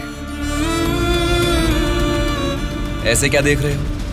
इसको फेंक दोगे तो मिट्टी में मिल जाएगा, लेकिन अगर इसे बो दोगे तो उसी मिट्टी को फाड़कर ये जल्द ही पौधा बन जाएगा।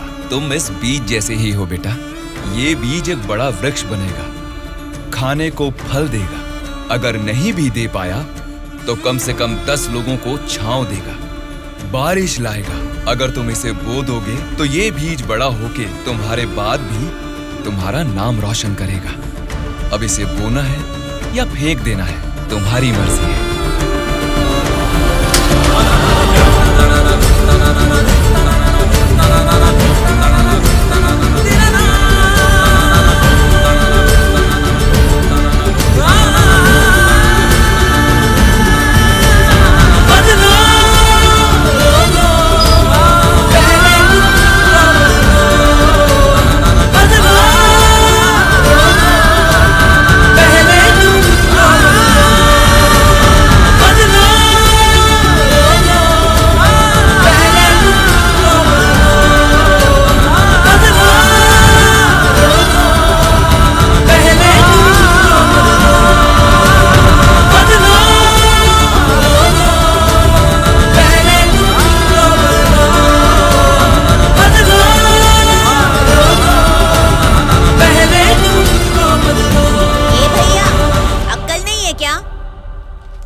यहाँ इतनी सफाई है, यहाँ सुसु क्यों कर रहा है? वहाँ पब्लिक टॉयलेट है, उधर जाके सुसु करना। अरे वहाँ जाके हल्का होने का 2 रुपए लेते रे, पीने का पानी 1 रुपए रे, और हल्का होने के लिए 2 रुपए कहाँ से लाऊं मैं?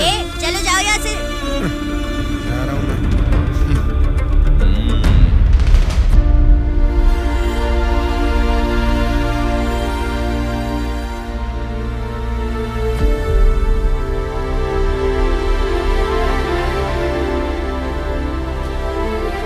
बेटा, राष्ट्रीय झंडे को उल्टा नहीं लगाते, गलत बात। राष्ट्रीय झंडे को ऐसे लगाते हैं, ऊपर केसरी नीचे हरा। चलो झंडा फहराओ। क्या सोच रहे हो? तुम्हारा बोया हुआ बीज ही नहीं, मेरा बोया हुआ बीज भी बढ़ने लगा है, जल्द ही पेड़ बन जाएगा। चलो फहराओ।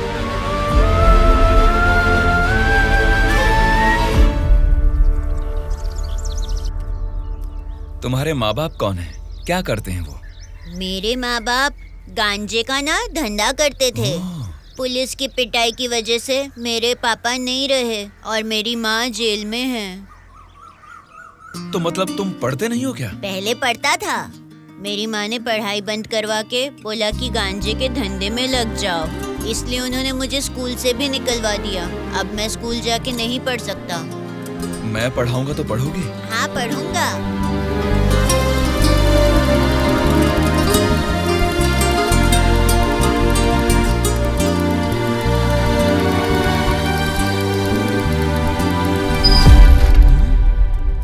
क्या कर रहे हो? स्कूल के बच्चों को दारू बेचना गलत बात है, वो भी इतने छोटे बच्चों को। 18 से कम उम्र वालों को दारू नहीं बेचनी। पता है ना तुम कानून का उल्लंघन कर रहे हो। कौन मैं? कानून की आंखों पर तो पट्टी बंदी है, पट्टी निकालो और अपने पीछे जेब में डाल दो। सिगरेट की दुकान स्कूल के बाजू में हो सकती है, मेरी वाइन शॉप नहीं हो सकती। मैंने कानूनन लाइसेंस लेके ये शॉप यहाँ खोली है। वैसे ही धंधा नहीं होने से हम परेशान हैं और तुम यहाँ आकर उपदेश देकर टाइम और धंधे की वाट लगा रहे हो। पढ़ाई करने वाले बच्चों को ही नहीं, पैसा मिलेगा तो दूध पीने वाले बच्चे को भी दारू बेचूंगा मैं, समझा तू? मेरा धंधा ही धर्म है। एक तो गलत काम कर रहे हो, ऊपर से चिल्ला रहे हो। हाँ चिल्लाऊंगा, क्या कर लेगा तू?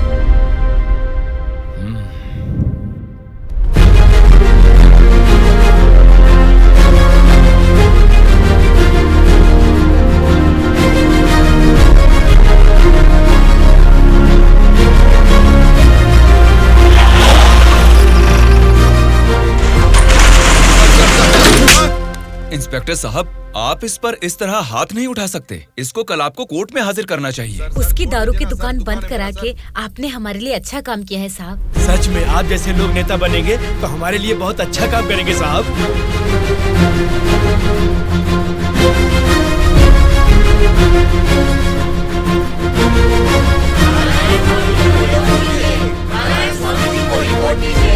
उस दिन जनता ने नारायण स्वामी को बहुत अच्छी मेजॉरिटी से जिताया था। जनता से इतना प्यार पाने के बाद उनके सुख दुख जानने के लिए वो हर एक चौखट पर गए। तभी उनको पता चला कि उनके क्षेत्र से गुजर रही गोदावरी नदी का पानी ना तो जनता को सिंचाई के लिए और ना ही पीने के लिए मिल रहा है। उन्होंने इस मामले को लेकर सरकार की नाकामियों के खिलाफ आवाज उठाई। उस चुनाव क्षेत्र की रेडियस कितनी है, वहाँ के भौगोलिक हालात क्या है, वहाँ के मौसम से कितनी बुआई करनी पड़ेगी जिससे किसानों को अच्छी पैदावार मिले, ऐसे बहुत सारे समस्याओं पर एक किताब ही लिखकर जनता के बीच में गए और उनसे बात की। सच कहूँ तो आज मैं नहीं जीता, बल्कि मुझे जिताकर आप सब ने लोकतंत्र को जिताया है। इस बदलाव से देश की राजनीति में एक नई शुरुआत होगी। मेरे हाथ में जो किताब देख रहे हैं, इसमें हमारे चुनाव क्षेत्र की कमियों, आप सभी की जरूरतों और उनको मैं कैसे पूरा कर सकता हूँ, इसमें मैंने ये सब लिखा है। आज से ये हमारे चुनाव क्षेत्र का संविधान है। मैं असेंबली में खड़े होकर आपकी इन सभी समस्याओं के लिए लड़ूंगा। मैं आने वाले 5 सालों में हमारे चुनाव क्षेत्र की गतिविधियां बदलने के लिए भरी असेंबली में पूरी सच्चाई के साथ लड़ूंगा और ये मेरा आप सबसे वादा है।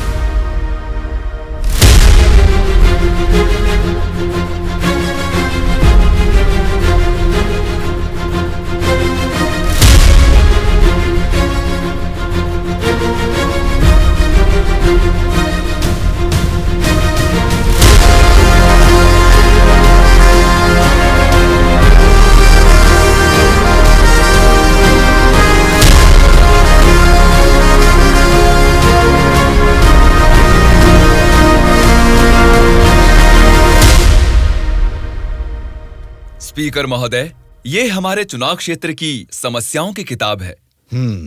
अगर मुझे थोड़ा सा समय मिल जाए तो मैं उन सभी समस्याओं से आपको रूबरू कराना चाहूंगा।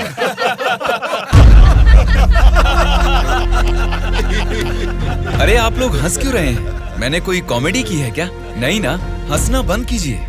अध्यक्ष महोदय, नारायण स्वामी जी को देखकर ऐसा नहीं लगता कि असेंबली में आए हैं, किताब लेकर स्कूल में पढ़ने आए हैं ऐसा लगता है। अरे ये आप क्या कह रहे हैं? इसमें हमारे चुनाव क्षेत्र की समस्याएं लिखी हैं।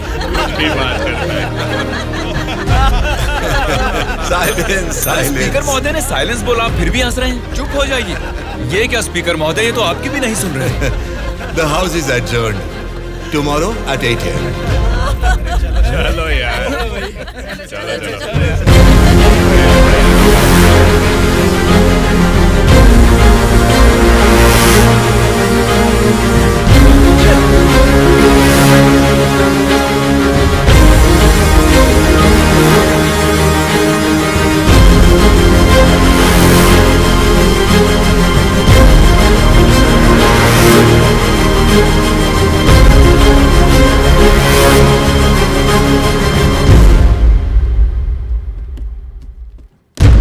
भास्कर रेड्डी जी, आज का अधिवेशन आपसे शुरू करते हैं। अध्यक्ष महोदय, पिछले सरकार की भ्रष्टाचार की वजह से पूरे राज्य का सर्वनाश हो गया है सर।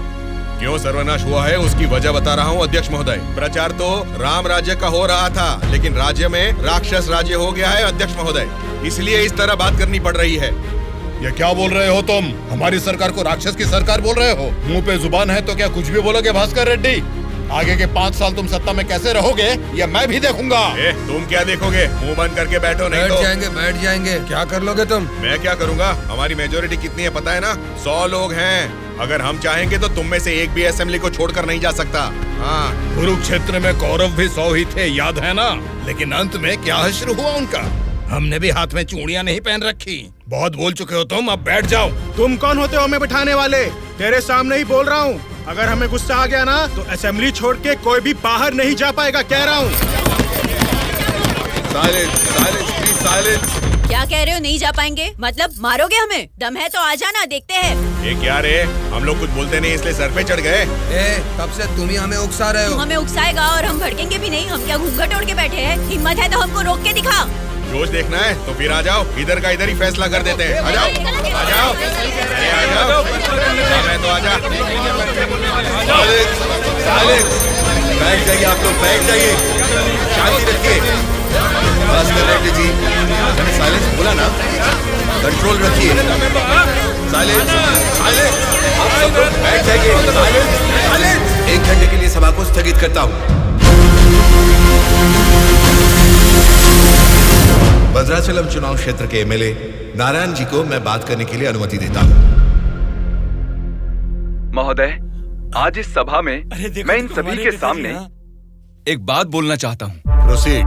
महोदय, यहाँ बैठे सभी लोग जनता के प्रतिनिधि हैं। जनता ने वोट दी इसीलिए ये जीते। वोट देने वाली उस जनता के बारे में कोई बात ना करके इस सभा में एक दूसरे को कोसना, झगड़ा करना अच्छी बात नहीं है साहब। देखा जाए तो ये बेशर्मी है।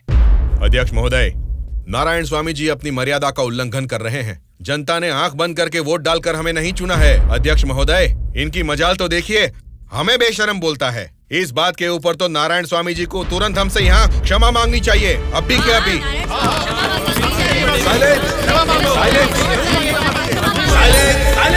भास्कर रेड्डी जी, अरे मैंने तो लोकतंत्र की बेशर्मी बोला था, आपको बेशर्म नहीं बोला। देखिए, इन क्षमाओं और झगड़े से सभा के समय को बर्बाद करने की बजाय हमें मिलकर जनता की जरूरतों और समस्याओं के बारे में बात करनी चाहिए। मतलब हम यहाँ झगड़ा करने आए हैं क्या? हमारे मुख्यमंत्री और हमें जनता का पालन कैसे करना है तुम बताओगे? अध्यक्ष महोदय, यहाँ पर आए सारे नेताओं से नारायण स्वामी जी को क्षमा अभी के अभी मांगनी ही होगी।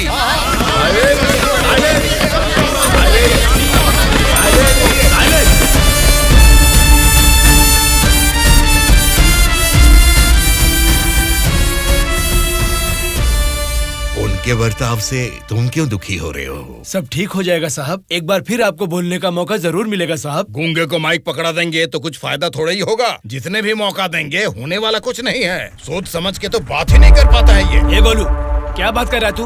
पागल हो गया क्या? मुंह बंद करके यहाँ से निकल जा, जा। उसकी बातों का बुरा मत मानिएगा साहब। उसने कुछ भी गलत नहीं कहा सुबैया। तुम उसकी बातों में गुस्सा देख रहे हो और मैं उन बातों के पीछे छिपी वजह।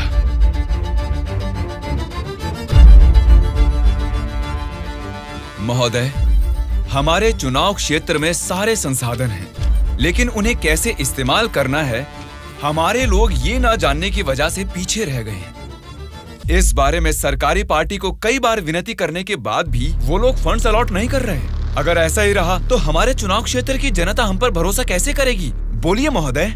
नारायण स्वामी जी, आपके चुनाव क्षेत्र की जनता की समस्या के बारे में अगली बैठक में जरूर चर्चा करेंगे। अब बैठ जाइए। स्पीकर महोदय, अभी तो मैंने बस अपनी बात रखनी शुरू ही की है और आप मुझे बैठने के लिए बोल रहे हैं। नारायण स्वामी जी, प्लीज आप बैठ जाइए। श्रीनिवास जी, आप बात कीजिए। अध्यक्ष महोदय, इस सभा में सभी को बोलने का अधिकार है। मुझे अपने चुनाव क्षेत्र की समस्याओं के बारे में बात करने दीजिए। प्लीज नारायण स्वामी जी, आप बैठ जाइए। कम से कम मुझे 10 मिनट तो बोलने दीजिए महोदय, विनती है। श्रीनिवास जी, आप अपनी बात रखिए। स्पीकर साहब, सीएम के राज्य में राज की हालत देखेंगे तो द्वापर युग का मानो राम राज्य वापस आ गया हो महोदय। ये बात मैं नहीं कह रहा हूँ, स्वयं जनता जनार्दन बोल रही है महोदय। स्पीकर साहब, राम ने राज किया त्रेता युग में, द्वापर युग पाला है श्री कृष्ण जी ने। पहले ठीक से इतिहास को जान ले, फिर बात करें।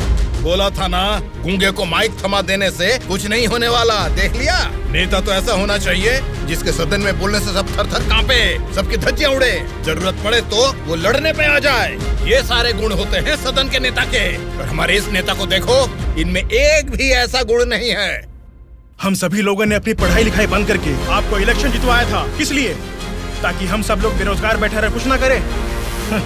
लेकिन आपको देख के तो लगता नहीं है कि आप हमारी समस्याओं को दूर कर पाएंगे। ऐसा बोल रहा हूँ बोल के कुछ गलत मत समझिए। असेंबली में गला फाड़ के चिल्ला के बात करने वाले को ही नेता बोलते हैं। एक जुझारू नेता ही हमारी समस्या को सुलझा सकते हैं। एक सलाह देता हूँ, एमएलए पद से ना आज ही इस्तीफा दे दो। भद्राचल के चुनाव क्षेत्र के एमएलए नारायण स्वामी जी को बात करने के लिए अनुमति देता हूँ। अध्यक्ष महोदय, हमारे चुनाव क्षेत्र के चारों ओर पानी ही पानी है, लेकिन एक घूंट भी पीने लायक नहीं है महोदय। वहाँ के लोगों की स्थिति बहुत खराब है महोदय, जरा उनके बारे में कुछ सोचिए। और सिर्फ एक यही समस्या नहीं है साहब, शिक्षा, चिकित्सा, रोड, मैं तो कहता हूँ पूरा क्षेत्र समस्याओं ही समस्याओं से भरा है महोदय। इसीलिए मेरी आपसे विनती है कि अध्यक्ष महोदय, नारायण स्वामी जी के चुनाव क्षेत्र में सिर्फ और सिर्फ जनता को ही सारी समस्याएं हो रही है, लेकिन इनके राज्य में सरकार बनाने वाली पार्टी के गुंडों की वजह से वहाँ के जनता की जान जा रही है। अध्यक्ष महोदय,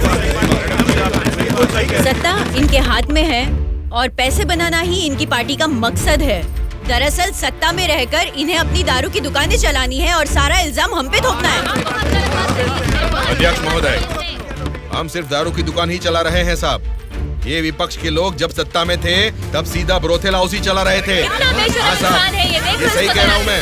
जरा उनको देखिए, बोलते कुछ है, करते कुछ और है। देखिए सर, ये कैसी बातें कर रहा है, कितना गिरा हुआ आदमी है ये अध्यक्ष महोदय। Silence, silence. मैंने क्या गलत कह दिया अध्यक्ष महोदय? ये रमा देवी कौन है, क्या चरित्र है इनका? एक जमाने में रेड लाइट एरिया में उन्होंने क्या गुल खिलाए हैं सब जानते हैं।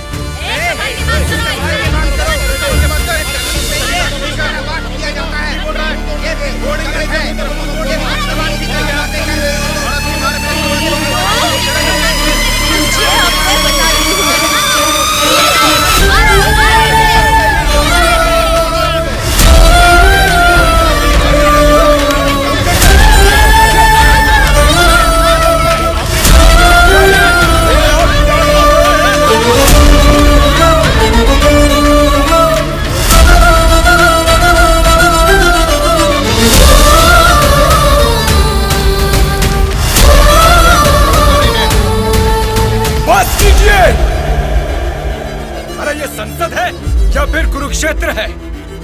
शर्म आनी चाहिए तुम सबको। सरकारी पार्टी को जवाब देना है, विपक्ष की पार्टी को सवाल करना है। आप सब देखिए क्या कर रहे हैं। क्या इसीलिए जनता आप लोगों को जिता के यहाँ तक भेजती है? जनता को बदलना है, जनता बदलनी चाहिए, तब से यही सब चिल्ला रहे हैं। 5 करोड़ की जनता में से सिर्फ 299 लोग ही यहाँ आए हैं। मतलब बदलना जनता को नहीं है, बल्कि हमें बदलना चाहिए। हमारे ऊपर भरोसा करके हमको वोट देके जिताने वाली जनता के लिए हमें कोई लड़ाई या जंग करने की जरूरत नहीं है, बल्कि उनकी समस्याओं की चर्चा करके उनकी जरूरतों को पूरा कर दें, यही बहुत है। लेकिन तुम लोग देखो क्या कर रहे हो, सिर्फ और सिर्फ अपने फायदों के बारे में सोच रहे हो और भोली भाली जनता को धोखा दे रहे हो। ये सब कुछ मैं इसलिए नहीं बोल रहा कि मैंने मार खाई और मेरा कुर्ता फट गया। ये एक बहुत ही पवित्र और महापुरुषों की जगह है, ये संसद भवन है। देखा जाए तो यहाँ पर आप जैसे लोगों के लिए कोई स्थान नहीं है। यहाँ पर सिर्फ साहसी, सच्चाई का साथ देने वाले ईमानदार लोग ही आने चाहिए।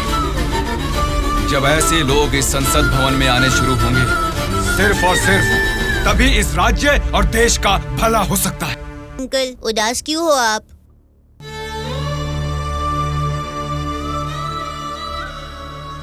मैं हार गया। जनता से वादा करके उसे ना निभाने वाला नालायक बन गया मैं। क्या हो गया अंकल, आप ऐसे क्यों बात कर रहे हैं? सत्ता में आते ही हम कुछ भी कर सकते हैं सोचने वाले नेताओं को बदलना होगा। जब तक ऐसा नहीं होगा, हमारा यह समाज कभी नहीं बदलेगा। ऐसा है तो मैं उनको बदलूंगा अंकल। क्या कहा? तुम बदलोगे? हाँ अंकल, मैं बदलूंगा। तो ठीक है, चलो मुझसे ये वादा करो। मैं वादा करता हूँ अंकल, उन सब को मैं सच में बदल दूंगा।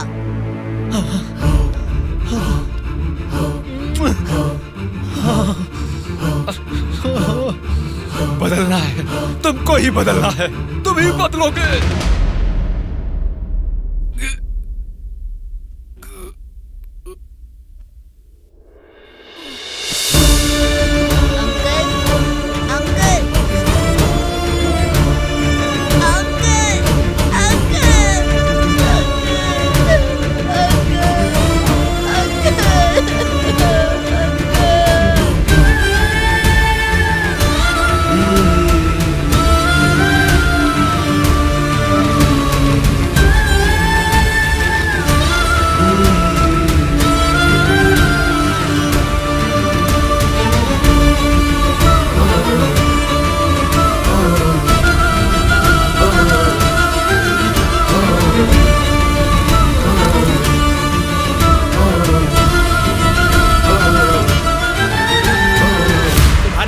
के साथ किसी ने क्या किया उससे हमारा क्या लेना देना?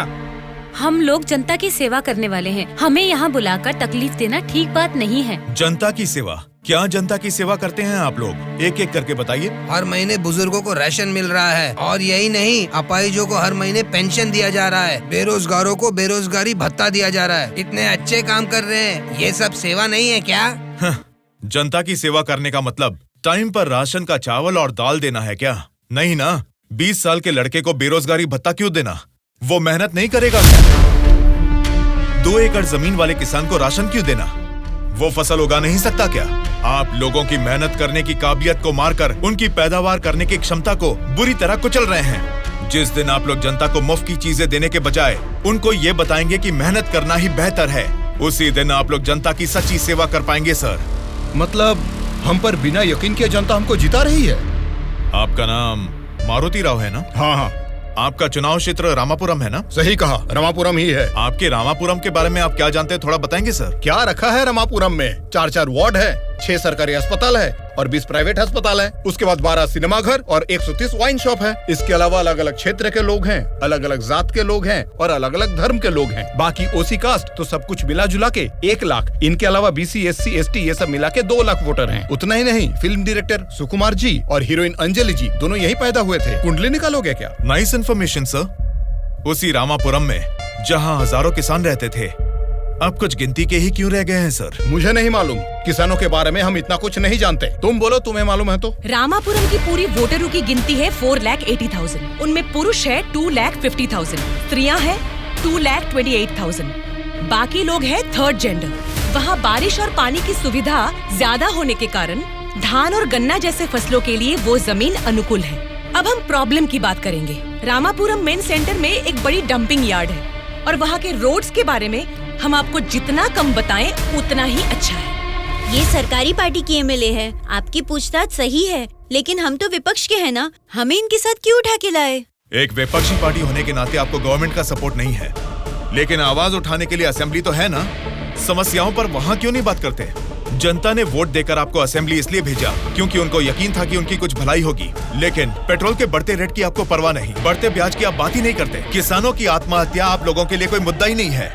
बदलना है, अपने सोचने का ढंग बदलना है, हमारे बर्ताव का तरीका बदलना है। हमें बदलने को बोल रहे हो, ठीक है, जनता की क्या बात है? वो नोट लेके वोट नहीं दे रहे क्या हमें? उनको क्या बोलोगे? पैसे लेकर वोट डालना आखिर जनता को सिखाया किसने? आप जैसे नेताओं ने ही ना। वोट पर नोट की आशा रखने वाले ही नहीं हैं, वोट का इंसाफ चाहने वाले लोग भी हैं। आप क्या करते हैं? ऑटो चलाता हूँ। तो फिर ये पोस्टर क्यों चिपकाया है? नारायण के लिए इतना भी नहीं करेंगे तो अच्छा नहीं लगेगा। ऐसा क्यों? नारायण जी से आपको इतना लगाव किस लिए? वो हमारी तकलीफों को समझता है। वो सत्ता में आएगा तो बहुत लोगों को काम मिलेगा, हमारे गांव की तरक्की होगी। इतना भरोसा है? बिल्कुल भरोसा है। अगर उसने वादा कर दिया तो करके ही दिखाएगा। जब हमारे MLA चिनकोटा जी को अरेस्ट किया गया था, मेरे पति ने उनको छुड़ाने के लिए धरने पर पेट्रोल से खुद को जला लिया था। तो चिनकोटा जी ने क्या किया था? वे बोले थे कि सरकार में आते ही बात करके पैसा दिलाएंगे। मिला क्या? उन्होंने जबान दिया था, वादा तो वादा ही होता है ना। आपके दिए गए वादे जनता के सामने सिर्फ कहानियां बनकर रह गई हैं। कम से कम अब तो बदल जाइए। पार्टी बदलने के एजेंडा जैसे नहीं, जनता की तकदीरें बदलने वाले एजेंडा बन जाइए। अगर अब भी आप लोग नहीं सुधरोगे और ऐसा ही करते रहोगे तो यहाँ से कोई भी जिंदा बाहर नहीं जाएगा। सूर्या, इनको समझाने का कोई फायदा नहीं है, ये लोग ऐसे ही रहेंगे। मेरी बात मानो, सबको मार डालो। अरे रुको भाई, रुको। ब्रदर, अगर आपको मारना है तो हमें मार दीजिए, लेकिन मरने से पहले हम सब बदलना चाहते हैं। हमको एक चांस तो दीजिए। इतने दिन जनता के पैसे कैसे लूटना है यही सोचते थे, अब एक मौका दे दो हमें। जनता के पैसे को जनता तक लौटाना है यही सोचेंगे। अब उस नारायण स्वामी के सपनों को हम सच करके दिखाएंगे। उसका नाम है सूर्या। ऑलरेडी एक मर्डर केस में वो सजा काट रहा है। सत्ताधारी पार्टी की सपोर्ट से वो जेल से बाहर निकला है। बहुत शातिर है वो। बड़ी होशियारी से वो दोनों पार्टियों के MLA को किडनैप करके लेके गया है। उसका प्लान क्या है, उसने क्यों किडनैप किया है, उसके सिवा और किसी को पता नहीं है। समझ गया सर।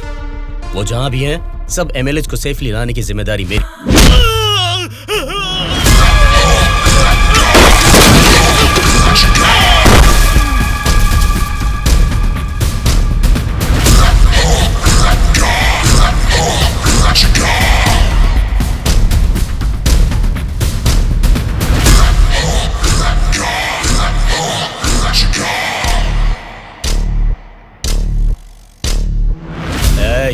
इनको मार के एमएलए को लेकर जल्दी आ रहे हैं। कौन आता है देखता हूँ। रुक जाओ।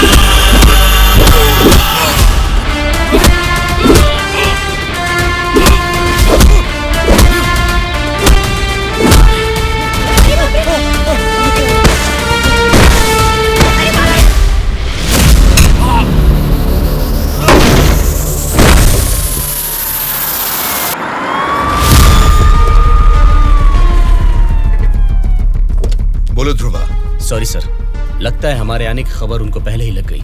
What? हाँ सर, जब तक हम पहुंचे वो सब एमएलए को लेकर यहाँ से चला गया। तो अब क्या होगा? आज शक्ति परीक्षण है। आज अगर एमएलए को नहीं ला पाएंगे तो स्टेट पे एक बड़ा इशू बन जाएगा। तुम किसी भी कीमत पर उन एमएलए को यहाँ ले आओ। Okay sir, I will try my level best.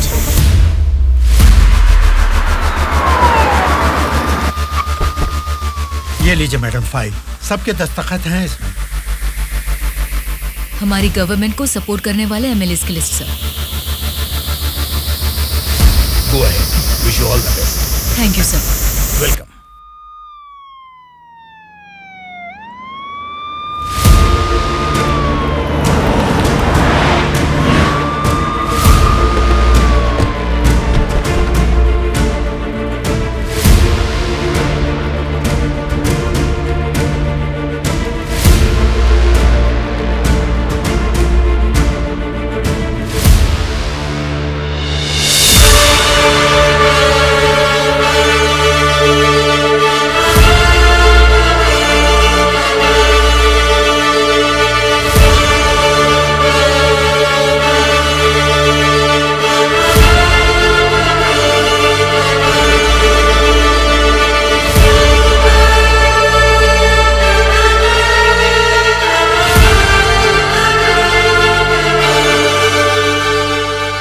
राज्य में पहली बार महिला चीफ मिनिस्टर बनने के लिए congratulations Shyamala Bharati ji. Best wishes. Thank you. एक आदमी के अच्छे काम की वजह से आज हम सभी लोग एक नई सोच के साथ इस असेंबली को देख रहे हैं। ये बात तो हमें मानना ही पड़ेगा। ये सदन पवित्र मंदिर जैसा है। इसकी गरिमा के लिए हमें सभ्य बर्ताव करना ही पड़ेगा। सबसे पहले मैं विपक्ष पार्टी से दरख्वास्त करूंगा कि उनके पास जनता की जो भी समस्याएं हैं उसका जिक्र इस सदन में करें।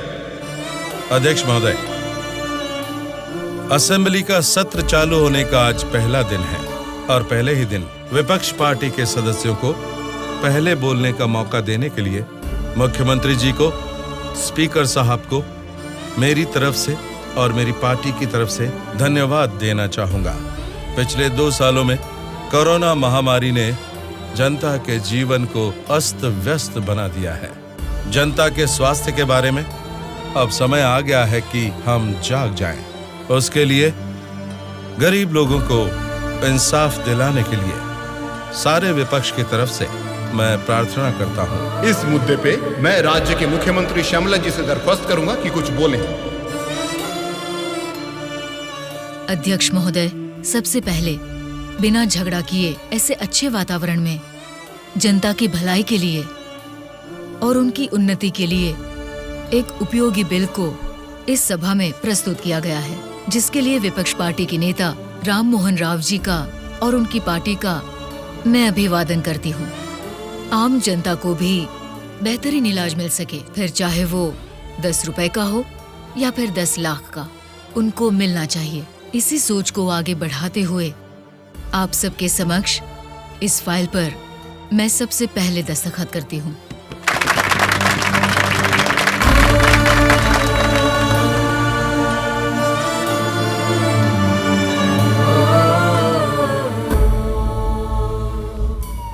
तुमने जो सोचा उसे पा लिया सूर्या। नेक्स्ट टारगेट क्या है? हमारे देश की तरक्की जो कोई भी रोक रहा है वो लोग ही मेरा नेक्स्ट टारगेट।